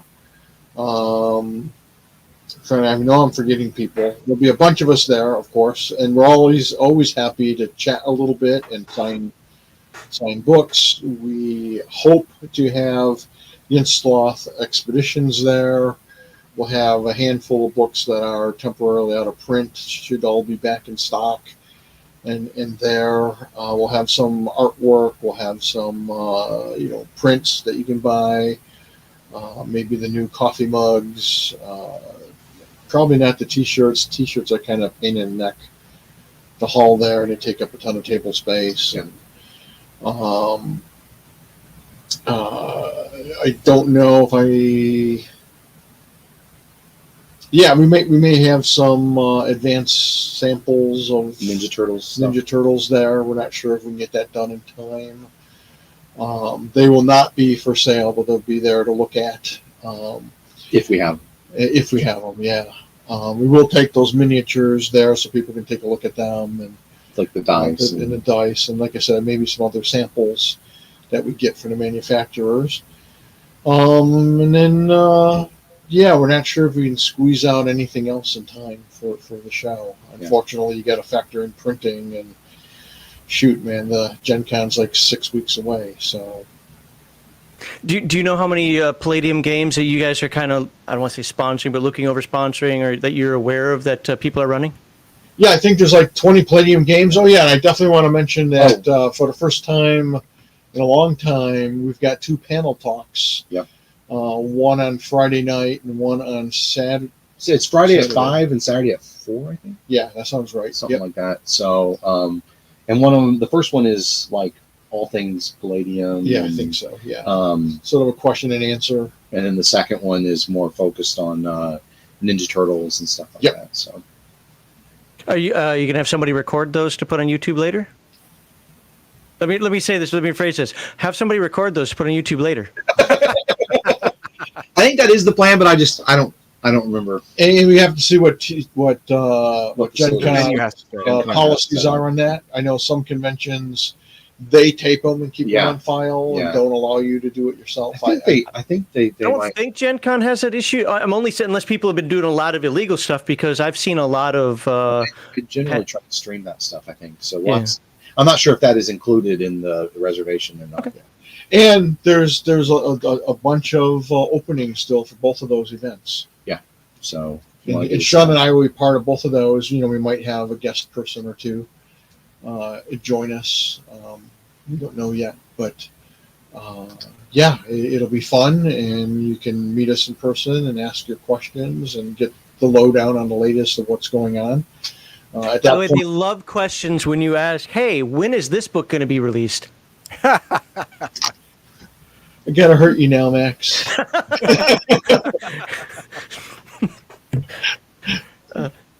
So are you guys going to be playing in any games at Gen Con? Or is it just going to be selling and walking around and panels? No, we like to be at the booth a lot, and for the fans, we like to be there to sign books and chit chat and that kind of thing. So and that's pretty exhausting after hours. Well, we actually have a lot of people trying to contact us too. Like last year, Longpack and a bunch of other printers were coming to us and talking to us, which is important because our main printer ended up getting bought out. And we were fresh off of that, and so we were looking. We needed a new one. But there's a lot of things like that that happen behind the scenes too. Artists coming to try and meet us and show us their work, and it's all great, but it's a lot of work, and so we don't really have a lot of time to game at Gen Con. We're not at our usual spot from the last 2 or 3 years. We're a little over the other direction. Yeah, we're near Chaosium this year. Chaosium and Paizo. Do you have the booth number yet, or? I do. It's in the weekly update. I forget what it is. I can pull that back up. Darn it. It's like 607 or 603, something like that. I can pull it up here for folks. We'll just shout that out here. Yeah, I had the map here someplace, but I don't see it.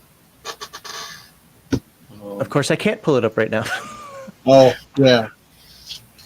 But hey, if you've signed up for the weekly update newsletter, all you have to do is put your email in there. You'll get it.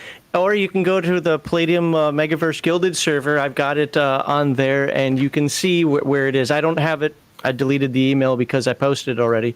So, since we recently updated the format of that, some of the weekly updates haven't been posted. But we've that's just a technical thing. That should be we're going to try to hammer that out soon. And then we've got some surprises with the website coming up too, and hopefully that'll take care of it as well. Okay, nice. Well, I don't have to ask that question now. Again, I just want to mention that we got this big, Fantastic Fantasy sale going on. It ends on Wednesday, so spread the word and check it out. You mean this one? Yeah, that one. Hold on, look at all these sale items that are there. That's what. Oh, both the hard and the soft cover. Yep. Old ones, Monsters and Animals. Yeah. Everything in Palladium Fantasy. Yep. So, and then other books that had magic-related material in them, like Rift's Book of Magic and Federation of Magic. Yep. Some other ones. By the way, this Mysteries of Magic is an awesome book. I did an overview of this one, and I think everybody should have it. I agree. After the Bomb, I hear that's a pretty good game. I hear you. Whatever. But look at all these fantasy and magic related books. Ooh, Chaos Earth. I wasn't expecting to see that. It's all the hardcovers are also on 20%. Yeah. So that's why you're seeing the hardcovers. Yep. Okay. Yeah. Hardcover editions. All right. I was gonna say beyond the supernatural and magic. I know that's a sore subject for some. But no, that's awesome. That's a lot of books out there that people can get. And remember, Palladium's already got really good prices. And we're not saying that because Kevin and Sean's here. We've been saying that for quite a long time. I've seen between Kickstarters and even PDFs that cost more than this. So you're getting a physical copy, which to me is better than a PDF. I know some people disagree, but at such a reasonable price, and it's on sale already. I said that back. The other thing I'll say just about that beyond the supernatural thing, I mean, that's so once Kevin finishes Rifts Antarctica, that's the number one thing is him working on Beyond Arcanum and Tomes Grotesque. But that was secret. It's not a secret. It's on our page. Just because people don't know doesn't mean it's a secret. Yeah, but I just want that's because we do try and very carefully manage how much we're talking about. But I know that's the thing that a lot of people ask about. We want people to understand like Beyond the Supernatural is really important to us, and those books are lined up because I don't know exactly how long it's going to take for him to finish Antarctica, but as you can tell, it's already very far along. So when we talk about these other titles, I just don't think that those are like super far off in the distance. They're actually within very close striking distance. Like 2030 easy years. There he goes. He starts talking years. 2030 or earlier. There it is. But Make people. This book comes out in 2031. I'm gonna have people lined up to slap you in the face. Burn all your books. All right, guys, if you're going to GenCon, check them out. Sign up for that panel. It's going to be more important than the games you're playing. We know that. Come on, GenCon's all cosplay now anyway. People play in the hallways and they go to the panels. It's not even about games anymore. That's my story. I'm sticking to it. But no, go check. Oh, and the 20 Palladium games that are actually being played. And check those out as well. Have a good time. And remember, if you play in more than one, you're going to find out that each of those game masters runs the game differently. And as people are saying in chat, and as I believe, that's a good thing. As long as you understand what the game master's doing, as long as there's some verisimilitude there, some consistency, then who cares? Bear's running our Palladium Fantasy game, and it's barely Palladium Fantasy, but it's enough there to say we recognize it. But he's got a consistent way of running it, and it is fun as hell. And I love my longbowman in that game. So there you go. Yeah. All right. You guys drinking something? You ready to answer a whole ton of questions? Sure. Heathen Dog, you want to start with yours, or you want me to start with the super chats and Discord? Well, I only have I had two, but I read the comments on our video, and that answered one of them. And that when they did Rifter number 3, there was a giant section of an OCC that was gone. It was just cut. It was going through the martial arts extravaganza type thing, and it was a martial arts OCC, and where you would normally have all of the different abilities that you get per level 1 to level 15, it started at 7. Like what the hell? And then someone commented that, oh no, in Rifter 4 or 5 it has an errata that actually gives you what was missing. I'm like, oh, all right, well there you go then. And guess what? You haven't got to yet. I haven't gotten there yet, so there you are. We're actually doing the Rifters in order. We've got folks who are like, when are you going to get to number 45? Well, we're on number 3, so be a little while. Yeah. It'll be a minute.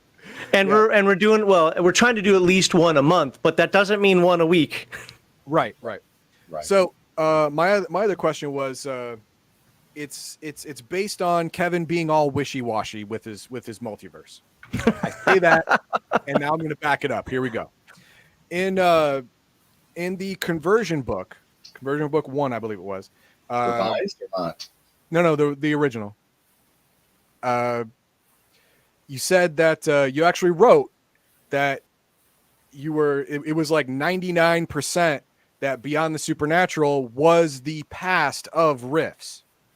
And then in Rifter, what was it? 1 or 2 in 98, you came up and said, no, that actually, no, it was Rifter number 2. I'm looking at it right now. And it said, that no, they're all like sliders, dimensional anomalies things where they're close but not really. So in like 6 years, you went from 99% to 0%, and now it's been like 20 years. How do you still land on that? Like, have you written, in your mind at least, if not an official canon, have you written the past of Rifts besides Chaos Earth? Because Chaos Earth would obviously be the past of Rifts, unless you're going to mess with me on that one too. And if you do that, I'm leaving. But how do you feel about stuff like Beyond the Supernatural and Heroes Unlimited has a lot of stuff too, because of Archie and Cyborg stuff like that. But is there a very probable Rifts past in any Palladium game so far? If there is, it would certainly be Beyond the Supernatural. Okay, so we have reverted back, people, to Conversion Book 1, where there's the high percentage chance that Beyond the Supernatural is the past of Rifts, and Victor Laszlo did go to the future to Rifts instead of from an alternate sliders dimension where time runs slower or something like that. And you know that if is the biggest 2-letter word in the English language, right? It is. Yeah, it is. I know. But I was upset with that, and I swear to God, it didn't even occur to me that you could say, "Well, I actually changed my mind on Chaos Earth." Oh God damn it! I would have lost my mind. Well, Chaos Earth. No. So the thing you just have to understand is that a lot of this is for licensing. Yes, purposes. I was about to say that. That's so.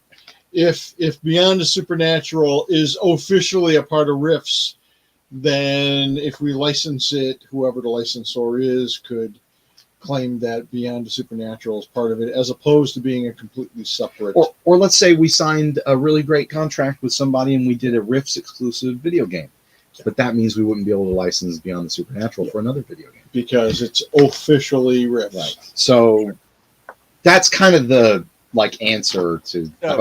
There is an answer here, people. You just got to read between the contracts. I mean, lines. Read between the lines. They're definitely separate IPs. Yes. But I think that they go great as part of the same time. Megaverse. It's a megaverse. Yeah, they're part of the same megaverse for sure. It's the megaverse, exactly right. Definitely part of the same megaverse. I had other ones, but like I said at the beginning, I lost the paper they were on, and when I asked Kevin, they weren't recorded because I'm a dummy face. So that's what happened there. So let's go. Yeah, the more important questions are from the fans. So we'll do the super chats first because some of these people have been waiting quite a while for the super chats, and then I'll hit the Discord questions. And let me see, which ones did I ask? Well, let's okay, did that one. Okay, here we are. Game with ADHD, by the way, Brian, great guy. He finally sent me my mechs. I now have 4 more battle mechs. That's 50% more than what I had previously. So thank you for that, Game with ADHD. It's always amazes me that not only is Kevin a great writer, but is also an amazing artist. So excited to see the new stuff he's working on. That's cool. Thanks. Yeah, I'm not bad. Well, and that's one of the things I think I said it previously in a show, but yeah, I told Kevin, I was like, look, we need to make sure that there's a Kevin Siembieda in all the books.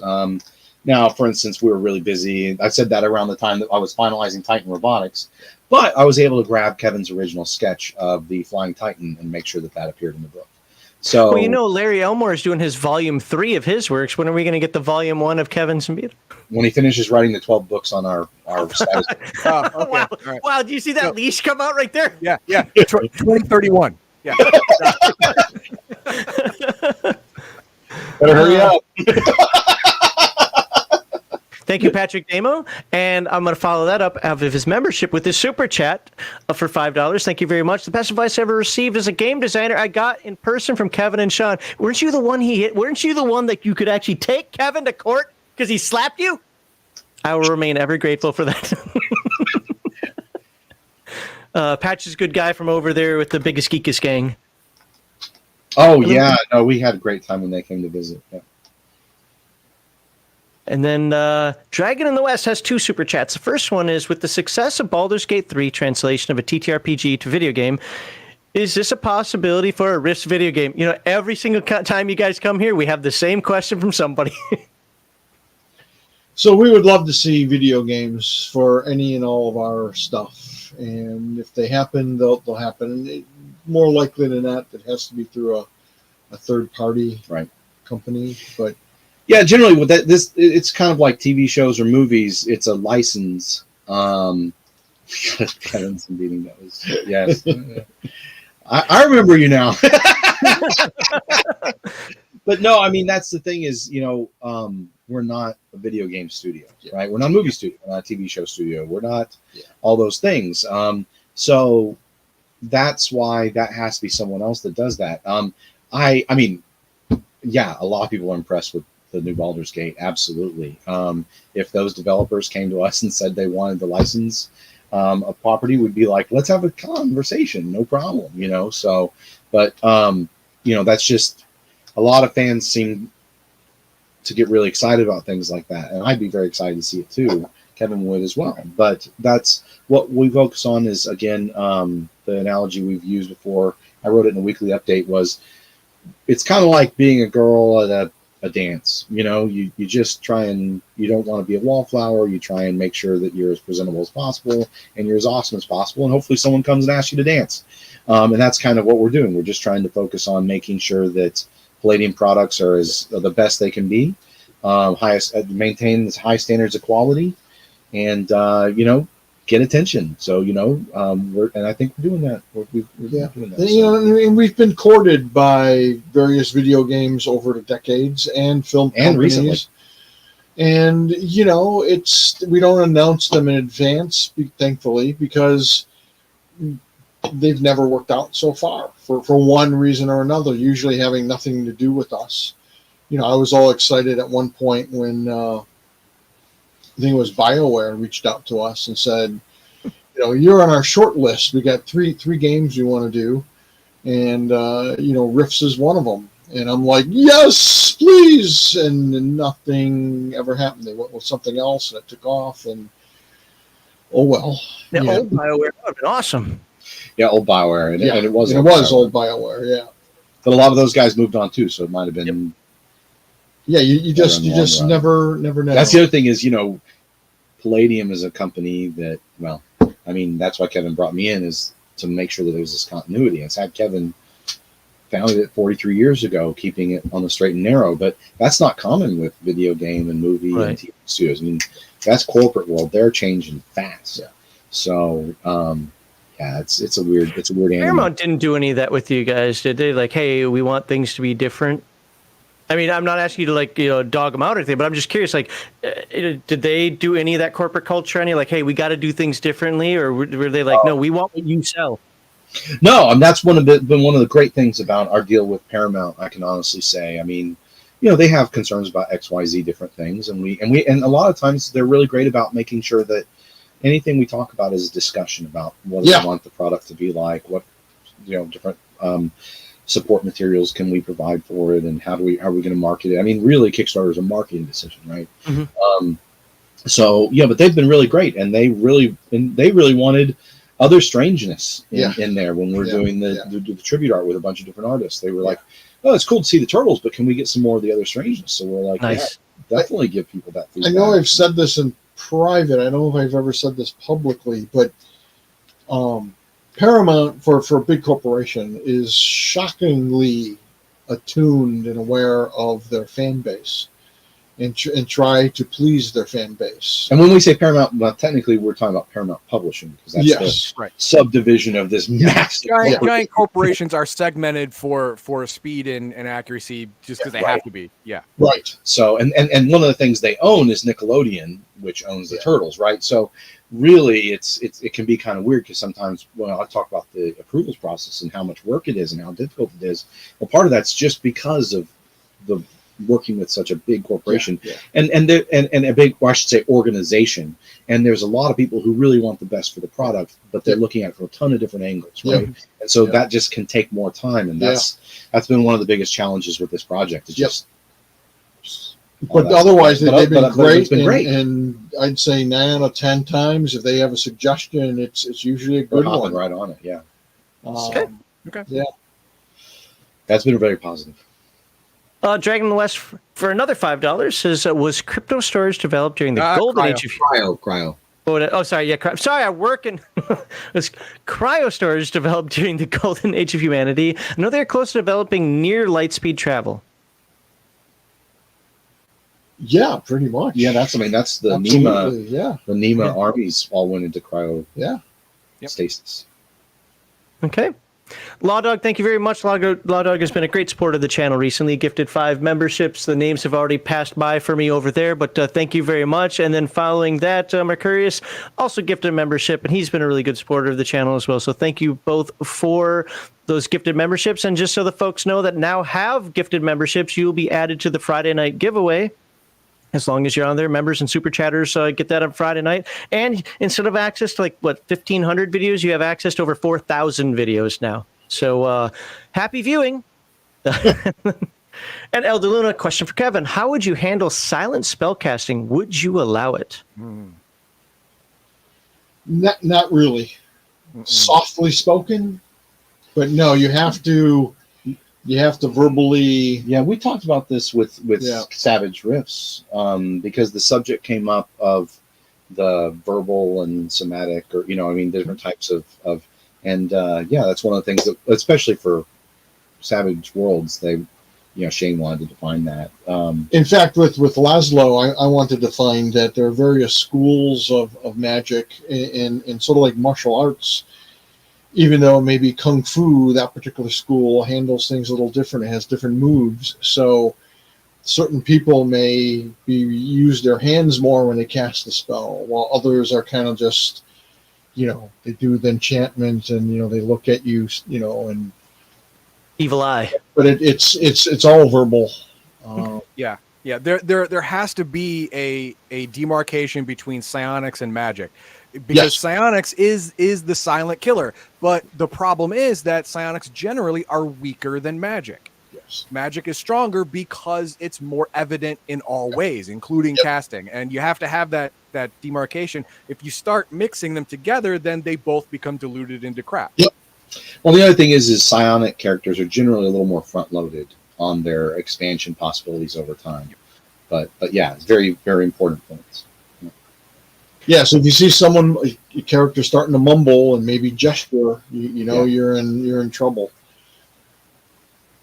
All right. Where is the first question over on Discord? Here we go. All right. Alpha 0911 says, heard this was the best place to put questions for the upcoming interview. I don't like calling them interviews. I call them conversations. Interview sounds like I'm trying to get a job. Can I get a job? I'd love to get a job. Wait, I'd have to move up to Michigan, though. So my question for Kevin is, will there be an open house in 2025? And if not, how about 2026? There will not be an open house in 2025, and we are considering the possibility of doing one in 2026. Yeah, but the format will need to change a little bit, likely. So we are looking at it. But like for instance, Kathy did all the catering. We've expanded a bunch of our storage in the warehouse. We don't have as much open room. Yeah. Because we've got a lot of new product coming in. Dang right? turtles. What's that? Dang those turtles. Yeah, right. So too bad. Palladium's doing well. Yeah, sorry. But we are looking at future events. So, yes. But it's not. But don't worry. You don't have to start booking rooms for 2025 right now. But we'll keep you guys informed once we have anything. Yeah, and then, like I said, if we do one, 2026 is probably the soonest that we would consider. It's funny. It seemed like every open house I would be like, and this is the last open house. And then the last open house that I didn't say that at Was the last open house. Yeah. I mean, not likely, right. but maybe. I mean, Yeah, I mean, it might change format a little bit and be more like a con. I don't know. Oh, that'd be cool. Yeah, we actually had that. Walter just put that. I was going to star it, but now I don't have to. So funny thing is I don't know if you read in the weekly update, we had Rick Mainz, the president of Chaosium, came to visit last week, and that's one of the things we chatted with him about straight up. He's so cool. Yeah, Like he's a good guy. he All of them and Dustin. But yeah, all the guys are great. They kept inviting us. We run into them at trade shows and GenCon and made friends with them, and they kept inviting us to their to the Calcium Con. And so we didn't go last year. Something came up. Yeah. But then we went this year. Made a point of it. We just went, and it was kept pretty. Kevin was still kind of raw with everything, but it was good. It was a change of pace for you, I think, that day. And, very much. Yeah. And we had a good time just hanging out and talking. But yeah, he totally opened the books. It was like, yeah, this is how much this costs. Is boom, boom, boom, boom, boom. Just went through it with us and discussing different things that they've been considering and looking at, and that was really cool because it was like, good, I don't have to, saves us going and running out there and having to figure it all out on our own. Yeah, we're going to be looking at different venues and see what works best for us and our fan base. Yeah, sweet. But we'd still want to have something closer if we could, but whether that's going to be like American Legion Hall or some school gymnasium and we don't know yet, or a hotel with a convention center. Yep. Outside under some tents. There and you then go. it will rain. Oh no, not Ren Fair. Let's see. Next one on here is, what are Kevin and Sean's favorite giant robots in riffs? That's always a hard one for me because, like saying, define giant robot. Which kid do you like best? Right, 30 feet and higher. Oh, 30 feet and higher. I have my answer. What's your answer? My answer is the Black Knight, the South American Centurion giant robots. Ooh, that's a good one. Like conquistador dudes. Yeah. Oh, those I are. like those. No, those are good. I like those. That wasn't 30 feet or higher. Yeah, one of them was. Was it? One of them was freaking huge. One of them was pretty big, but I remember 30's a lot. Yeah, 30's actually a lot. Yeah, it's a lot. Because I mean that's taller than like an enforcer, I think. So yeah, I mean if you go over to Robotech, you get a lot of 30-foot robots. But no, but with riffs, anything bigger than power armor, I guess, is what we're really talking about. I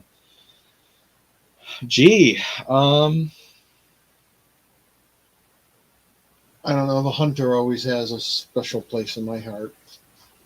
He's going through all his books now. Hold on, let me get back to you after I go through all the Titan Robotics books, the Sovietsky book. It'll be a minute. Well, I really did like some of the stuff that I worked on for Titan Robotics. So sure. Style wise, there's the Riffs Japan, those huge dragon bots. Oh yeah. Oh, style wise, those things were awesome looking. So for me, I'll be honest. The number one for me is still the Ultimax. And I got to commission some art for it when we did the Riffs on set 2 for Savage Riffs.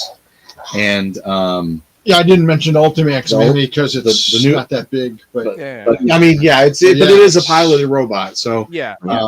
It's that was my honest knee-jerk reaction answer. Okay. Not 30 feet, but you don't have any arms and legs in arms and legs. You have to. You're actually pedals and switches, man. That's what you got. Right, robot. You're running. Yeah, you're on an elliptical. Right. Inside. That's what it is. Yeah, you're playing robot. Get your cardio in. All right, let's go. Go, sorry. All right, let's go on to the next one. Even though there's no Riffs movie, another movie question. Even though there's no Riffs movie in the works that you'll let us know about, that is, if you could choose any actors you desire to play the role of Emperor Prozac and his son Joseph, who would you choose and why? Oh man, I think Jeffrey Dean Morgan as. Oh my God! You went Negan on me already. Yeah, right. Damn it, man. All right. Actually, you know what? That's exactly what I first thought, but I wasn't going to say it because no, that's a knee-jerk reaction. Can't have Joseph. For Joseph, there could be a lot of young guys. So you meant for Carl, Jeffrey Dean. Oh, that's it, Joseph. For Carl. Carl, Joseph. yeah. Okay. For Carl, sorry, and then for Joseph, that's a toughie. There's a lot of great actors out there that could do the role. It has to be like young middle age, right? I mean, yeah. I could see what's his name from the Dune movies. Which one? The new Doom movies? Yeah, the new Dune movie. Oh, no. Yeah, I can't Oh, wow. pronounce his name. You talking about the young guy? Yeah, Yeah, no. He's He's too young. He's too young. he won't be by the Too time young. a Rick's movie gets made. Oh, You know what? You know what? That's That's fair. That's fair. Okay, yeah. I think doesn't Joseph have pretty good physical strength? That guy's Yeah, like- he does. Yeah. He's like a man's man type thing. And the actor who plays Muad'Dib in the newest Dune franchise, I wouldn't call overly masculine. That's true. Yeah. I don't know if he'd be dark enough for that character. He's an actor. Give him credit. Yeah, actor is supposed to act, right? I mean, I don't know. there you go. Yeah, maybe. No one does. Right, I can that's see Ryan Gosling. Oh man, yeah, he would nail it. He'd be good. He would nail it. Yeah. There's a lot of guys There's a lot I of think guys could make a good Joseph. all right, folks that are just breaking into the acting business right now. You know what you're shooting for. Yeah. 2031, the Riffs movie will be announced. Right.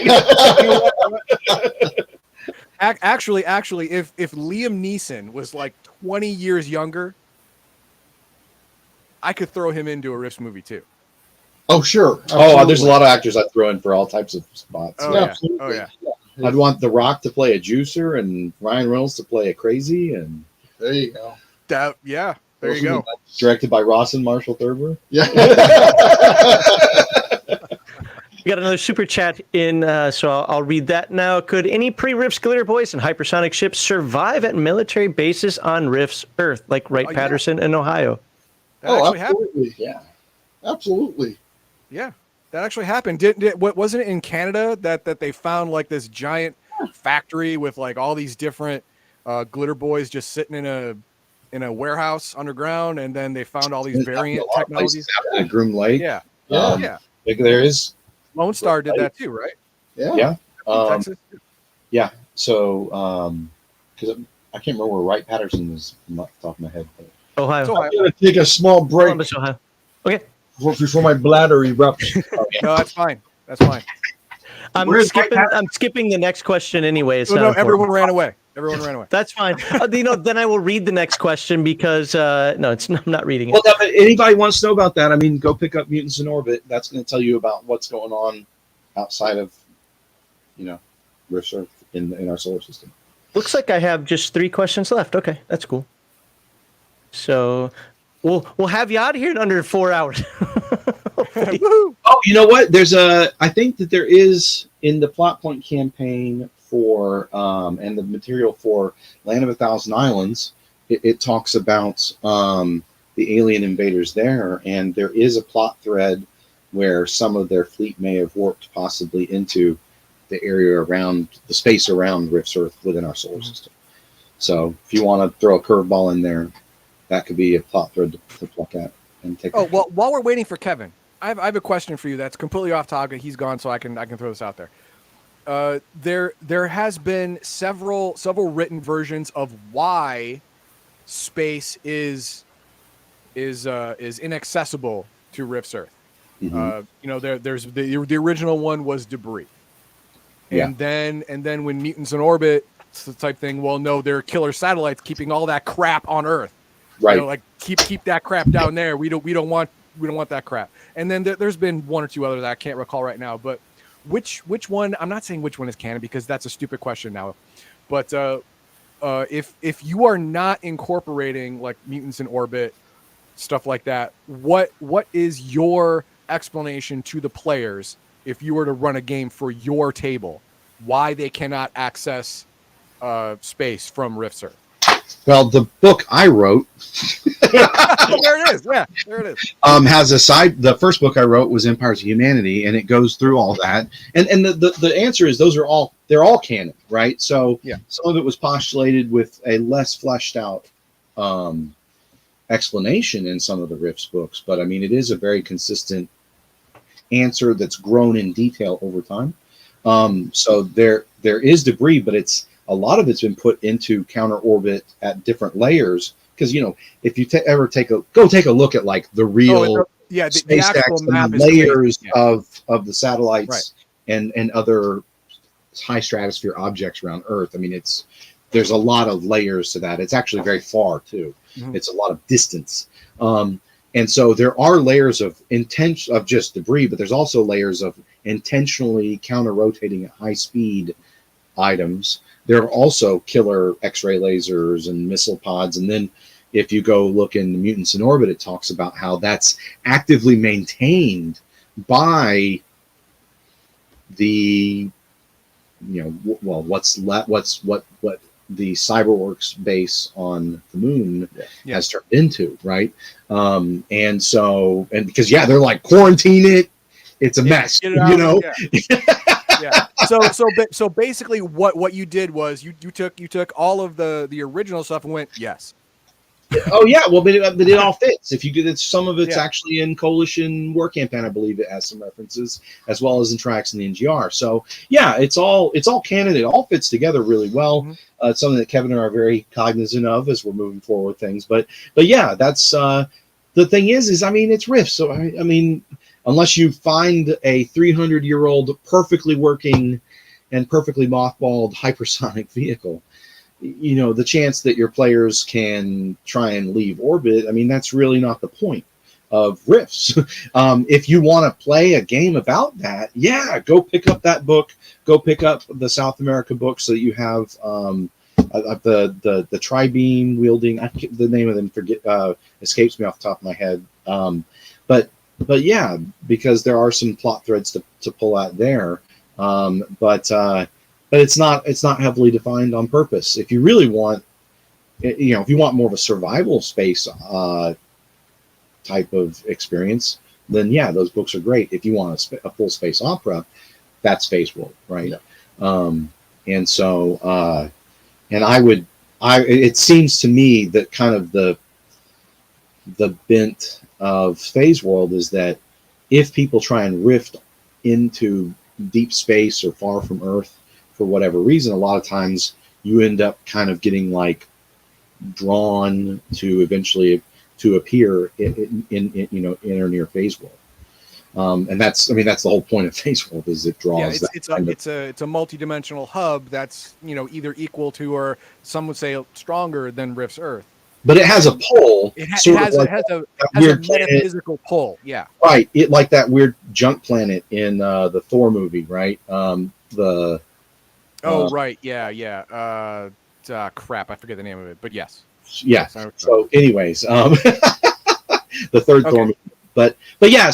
But I mean, I think that's a good answer for those things. Okay. All right. For $5, Grizzly Beardo says, one more. Max apparently won't ask, so I will. Kevin, what exactly do you have against Minnesota? Yeah. I've actually asked him that before. The first time he was on, I think I asked him that. Ever. He's like, every it already has horrible bugs, man. Nick Bradshaw. Nick Bradshaw is one of our artists. He's done a lot of art for Dead Rain, and he's done some Rift stuff as well. No, I love Nick Bradshaw. Minnesota. I got nothing against Minnesota. It's a very nice place.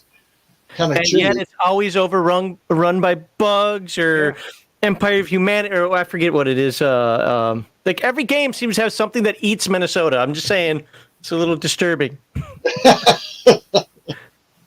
$10, Nugahide Hobby says, any plans to expand on Rift's miniatures? Thank you for the $10. I mean, it's something we'd like to do down the road. Depending on how it, I don't know. We have a handful of other ones we could print, but it's that are already in the hopper. But no active plan to do it. I mean, something we would do down the road, sure.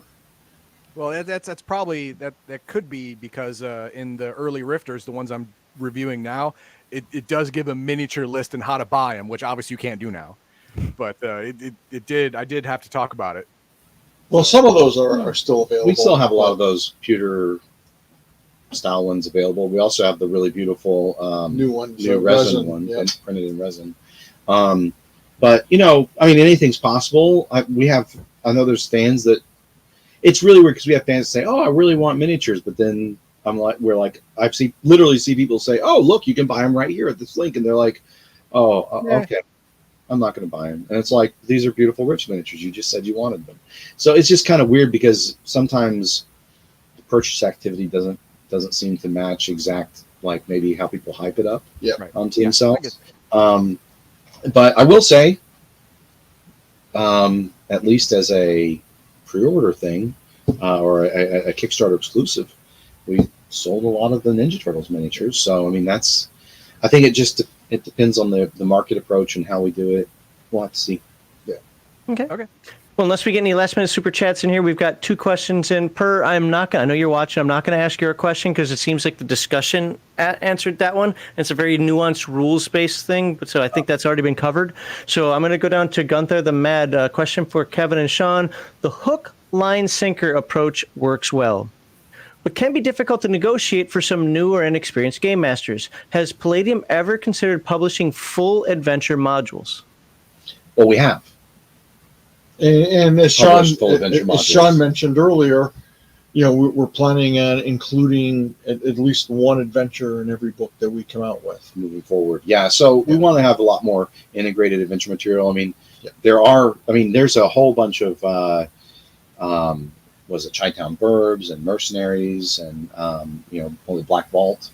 Those there are adventure modules that have been printed. There's also a lot of books that have great adventures in them, like Sourcebook 2 Mechanoid, Sourcebook 1, and Siege on Tolkien has a ton of adventure material. Yeah.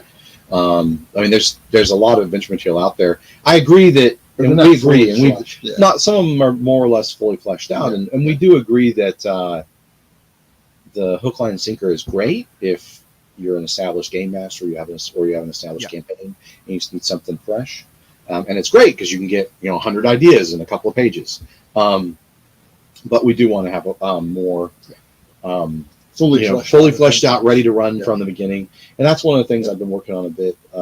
Like for instance, there was the Titan Robotics introductory adventure that we did with Titan Robotics, and we're doing another intro adventure with Ninja Turtles. And the other thing is we're kind of looking back at this and going, wow, that Ninja Turtles book was really cool because it had so much adventure material and NPCs that really caught the imagination of a lot of people, and also inspired them, I think, to create even more mutant animals and other characters. So, the Turtles, and that's a really neat book. That when you look at it from a design perspective, the original TMNT and Other Strangeness was just really punches above its weight for its page count. So, we're looking to do more stuff like that in the future. Yeah, in fact, Yin-Sloth Expeditions will have several fully fleshed out adventures. Yeah. Oh, cool. Okay. Excellent.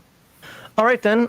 So, again, barring any last-second super chats here, the last question we're going to ask, then we'll have some closing commentary, which is this is going to be a rough one. Question for Kevin and Sean.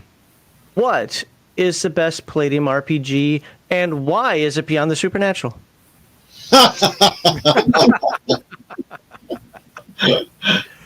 kind of painting you in a corner there.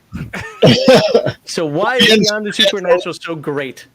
Beyond the Supernatural is pretty great because I think it takes a different approach to modern horror than any other role-playing game out there.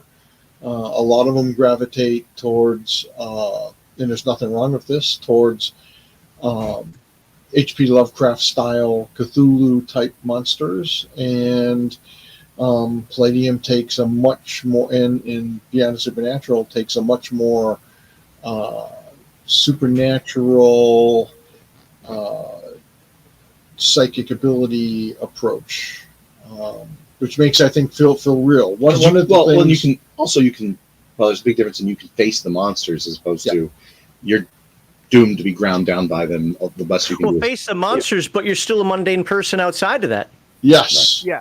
And that's the other thing that makes it fun. You get to play ordinary people who have either a strange ability, arcane magic, or just an ordinary person caught in a bizarre situation that they have to kind of battle their way out of. Actually, the real answer is the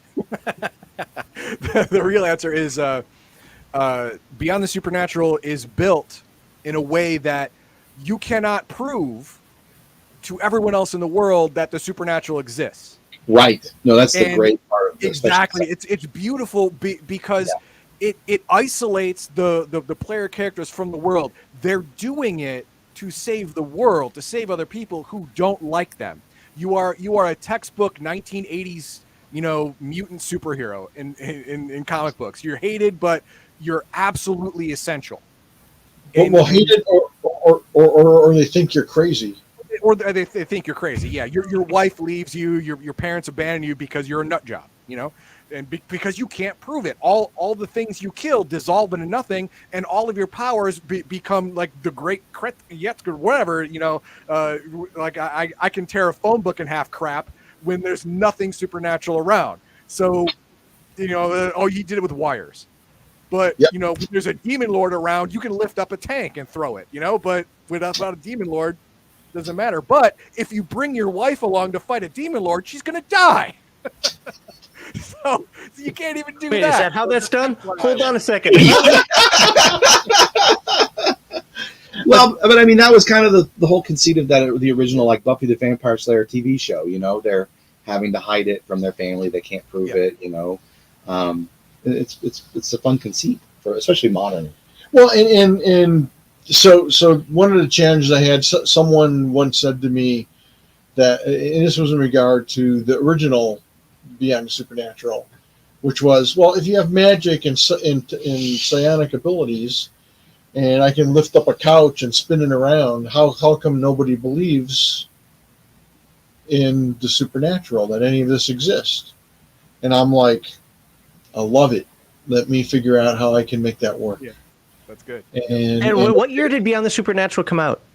The original came out in 88 or 89. So it's at least, 5 years before Mage the Ascension? I'm just saying. Oh, yeah. No, Meiji Ascension came out at either 91 or 93. Was it that early? I thought Vampire was. Anyway.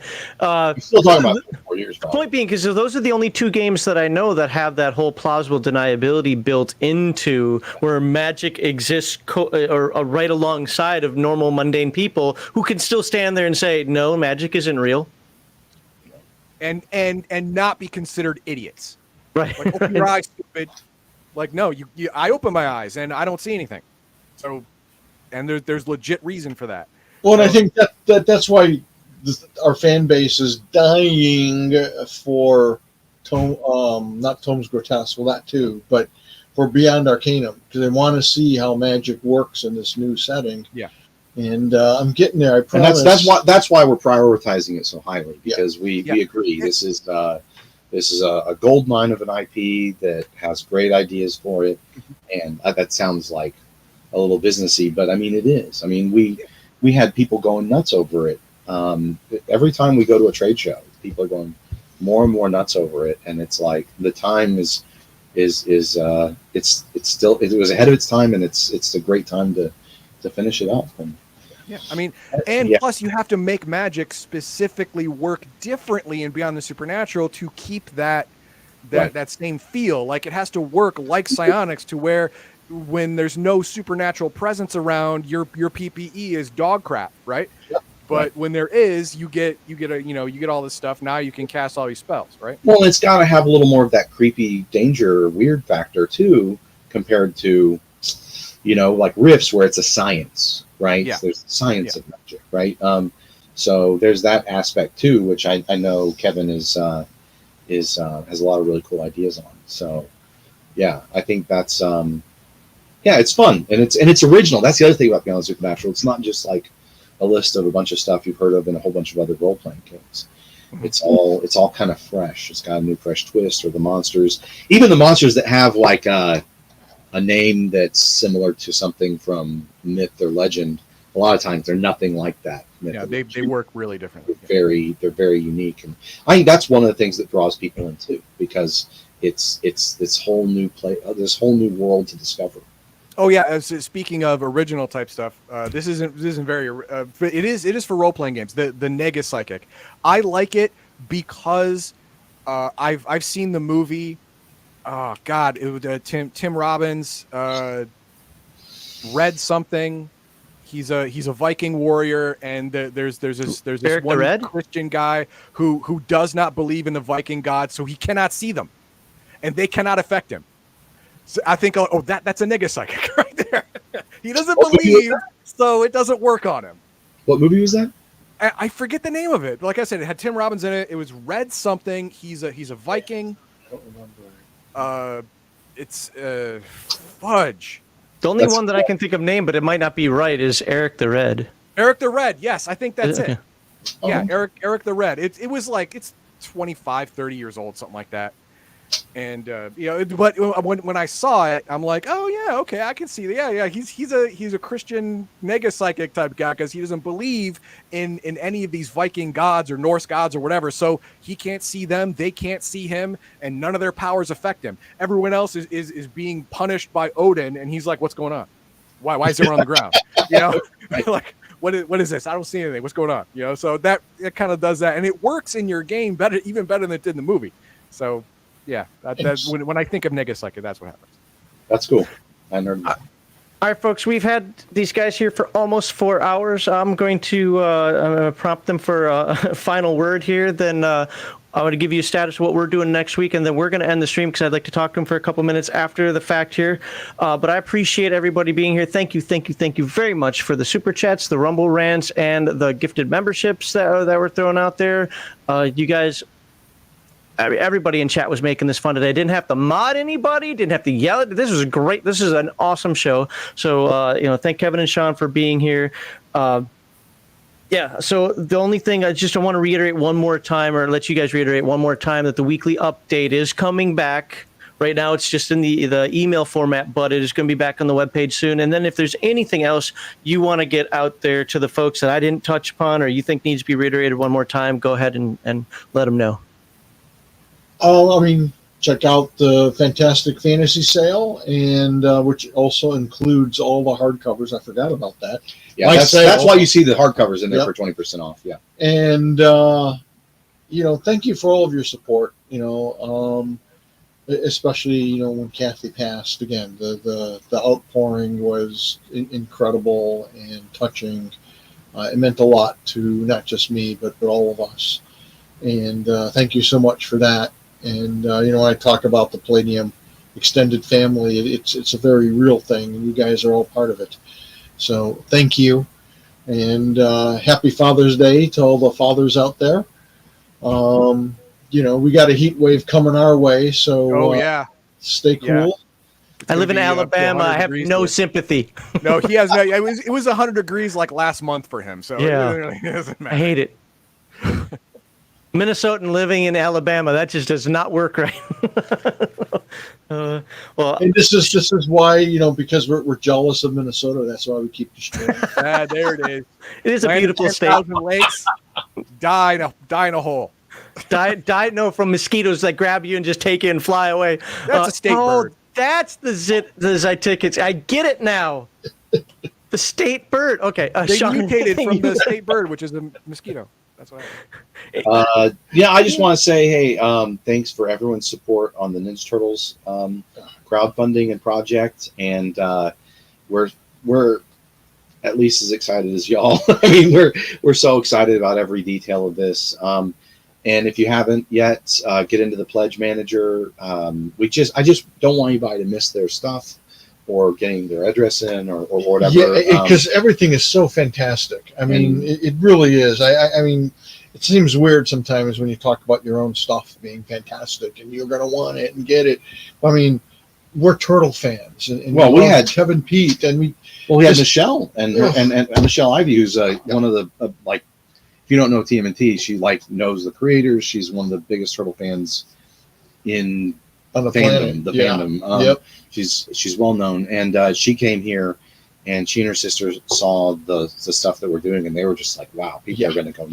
She was like, "Every Turtle fan's going to want these books," and I were like, "Yes, that's cool." Because they're game books. We've made them beautiful. She was saying any Turtles fan, every Turtles fan, wants this, right? So. Which kind of makes sense because when I originally did the Turtles, I designed them to appeal to not just gamers, but to Teenage Mutant Ninja Turtle fans. You know, there's a bunch of comics in here, and they're all in full color now. And the color is everything's amazing. in full color. She couldn't believe how great the color was, and Yep.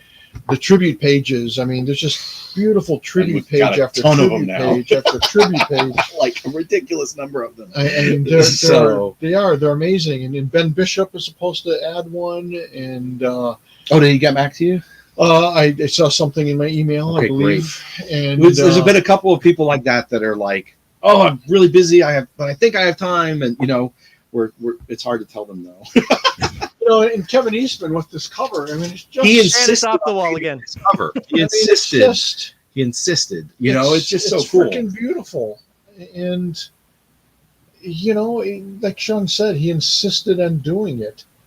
And if you're a Turtles comic lover, I mean, that art absolutely brings you back to 1980, whatever. Time warp, yeah. So we're just really excited about that. And so if you can get in and do your pledge manager, if you want a good price, right now you can still get the books for $50 in the pre-order store. So and that's both the two main books. Yep. And the black, white, and red editions. Yep. And the Game Master screen is at a reduced price. And people need to understand, you said two main books, right? But two main books means 3 books. Well, actually means 6 books. But right, 3 books each. Right. Three books each, plus all that additional stuff, the tributes and so on and so forth. Right. Those Those are updates and extra mutant animals Yeah. and you know, updated adventure material. Like I did a lot of work on some of the adventure sections. We'll say it should be easy as pie to use now with great Game Master advice. We're just trying to bring everything up a notch. Yeah, You know? I'll tell you, it's funny because Sean's made some what you would at the surface think are just minor changes. You know, some of it's like the spacing and in between sentences and stuff, and other things are just little things like, oh, here's a speed movement table, and I'm thinking, yeah, that's cool. No reason not to put it in there. And then gamers or fans will come by and Sean will show this to them, and you would think he just showed them like, you know, some secret golden idol, you know, and it's like, oh, it was like, that's fantastic, and it's like, okay, cool. Well, one of the guys like 7 words. I mean, I didn't know I unlocked the name of God in your mind. No, right.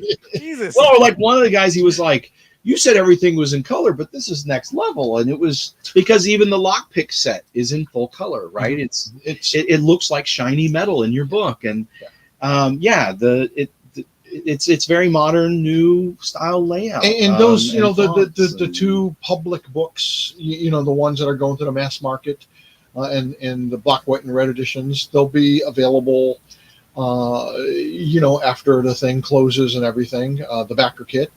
But for those of you who are backers, and for those of you who are friends with backers, you want to get some of these exclusives and some of these other things because they're all beautiful. We've tried to make the most spectacular turtle items. Well, basically, they're on 20% possible. off if you pre-order. A lot of the stuff is about 15 to 20% off of what it's going to be at retail if you pre-order it. So we're trying to give everybody access to the best deal we can, you know.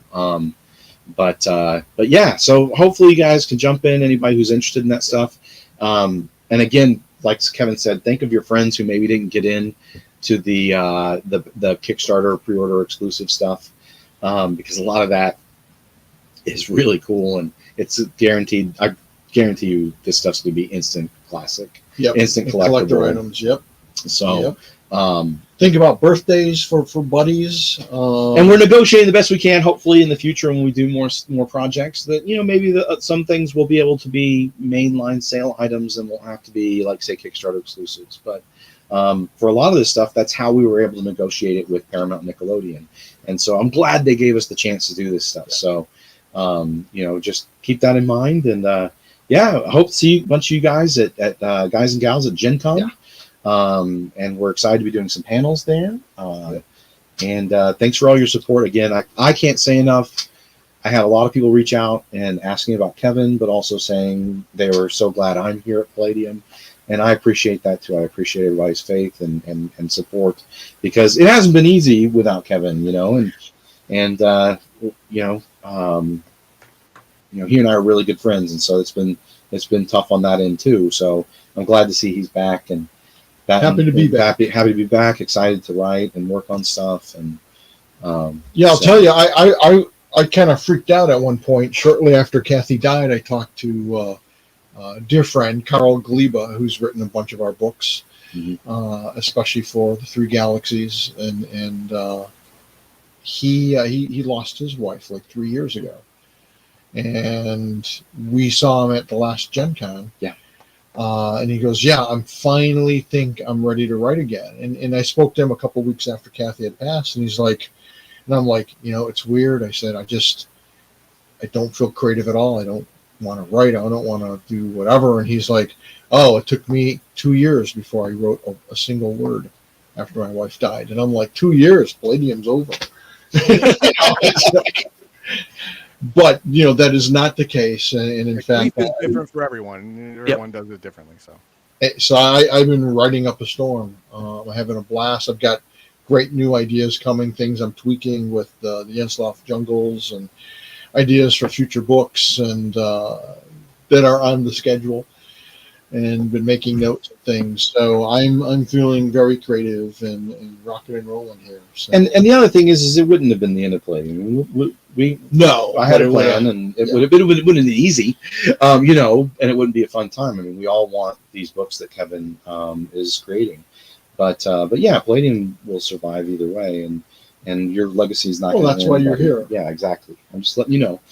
We got you. But it would have been a little. It would have been tough, and absolutely would have been premature. So, no, I'm glad. That's the thing that we're excited about is Kevin getting back into the saddle, and that's what Kevin and I love. We had who were we talking to? I mean, we were talking to somebody the other day, and we were just it was at dinner. We were talking to the waitress. And, it was like, yeah, I mean, this is what I want to do. I don't know if I'll ever retire. I mean, maybe I could write from a beach house or something, but we were talking earlier about Cinnamon, and she could come visit.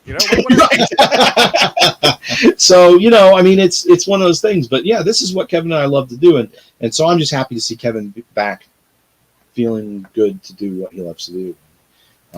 I think the fans are excited too. So. Anyways, well, thank you again, everybody, for your time, and we really appreciate it. Well, we're happy that Kevin's back, absolutely, and we're also happy that Palladium's in great hands with Sean. I mean, as anybody who follows our channel knows, Sean came on that first time, was it 2 years ago now, year and a half ago now, and we were like, years ago. Kevin's like, we got to talk to Sean. I'm like, why? It wasn't said like that, but you guys get it, and no, like, Sean's been absolutely fantastic. Like, the two peas in a pod, as I like to say, which is great. I still wouldn't want to do this without Kevin on here, but at the same time, we could take Sean, sloppy seconds, whatever. See if I come back on. But it shows that Palladium is absolutely in good hands, and I think the fans and everybody really do appreciate that. And if you've won me over, you probably won a couple of them over as well, because I'm the skeptic. He doesn't trust anybody. I mean, I don't. He has like 3 different scenarios where his wife might have to die. We just learned one of them a moment ago. That's after. So, for the folks out there, again, one more time, thank you very much for the super chats. That's for after the show. Okay. Thank you, Kevin and Sean, for being here. We love having you guys on. I love the conversations. I love diving down those rabbit holes that we weren't expecting. I think they're important because it shows that you're personable, that you're real people, that you really like the fans, you like engaging and so forth. And I think that's good for everybody to see. As far as Legion of Myth goes, this Friday is going to be talking about character development, from character creation to character retirement and death and everything in between. So stay tuned for that panel show on the Friday, the some Rando stream. And then Sunday, Heathen Dog, do you know what you're doing next week? Actually, we were talking about first and second edition Shadowrun so much I started reading my old books. You're doing that next year, though. I know, man, but you did it to me, all right? You did it to me. I've been reading the Bug City, and I've been reading the Street Samurai catalog and the Shadow Tech book, and I'm like, damn it, I want to talk about these. While I'm on the toilet, I've been making characters, for crying out loud. Damn it, man. Dirty characters? I might do one of those, but he'll try and talk me out of it. Well, no, if you're doing one of those books, that's fine. It's just next year you're covering it, full bore. That's why I'm like, well, let's not spoil too much. But if it's one of the source books or something, that's cool. One of the source books, either the Street Samurai catalog or Shadow Tech. Sweet. I'll probably do one of those. And I will be moving on. I think I have 2 weeks left of the Alien RPG, so I will be covering. I forget what it is next week. Something about Alien. Is it the aliens themselves? I don't know. Yes, the xenomorphs and non-xenomorph monsters. Why am I doing that? I have my thing right here. I will be talking about week 10, systems and planets. So we'll be talking about systems and planets and then campaign play and how that works, but only in the simplistic side because we're not diving into the full book on building better worlds. So that'll be next week. And then after that, it'll be non-xenomorphs and xenomorphs the week after that. And I'm still debating if I'm going to do the One Ring. That book is not easy to read in terms of doing a live stream like this. So, but we'll see. But until then, Yin-Dog's got a Rifter coming up soon because it's been a couple weeks. So number 4. Number 4 will be coming up soon. So we look forward to that. I'm slowly but surely climbing that ladder. I'll probably be 57 when I'm finished, but hey, you know what? That's well, then Rifter 86, 87, 88, 89. So yeah, we'll keep going with that. Absolutely want to thank folks and Yin-Dog, words of wisdom, and before we head on out. I have none. I'm gonna cede my words of wisdom to Sean. Sean, put on the spot. All right. All right. Well, like I said, make sure that game masters, when your players have a cool idea, let them do it at least once. And if you can't agree on something, maybe just dice off. Roll 4, 5, 6 on a d6 and let it happen. If it's a 1, 2, 3, it doesn't happen, and then you move on. Just keep the game flowing and look up those rules later. Be the light.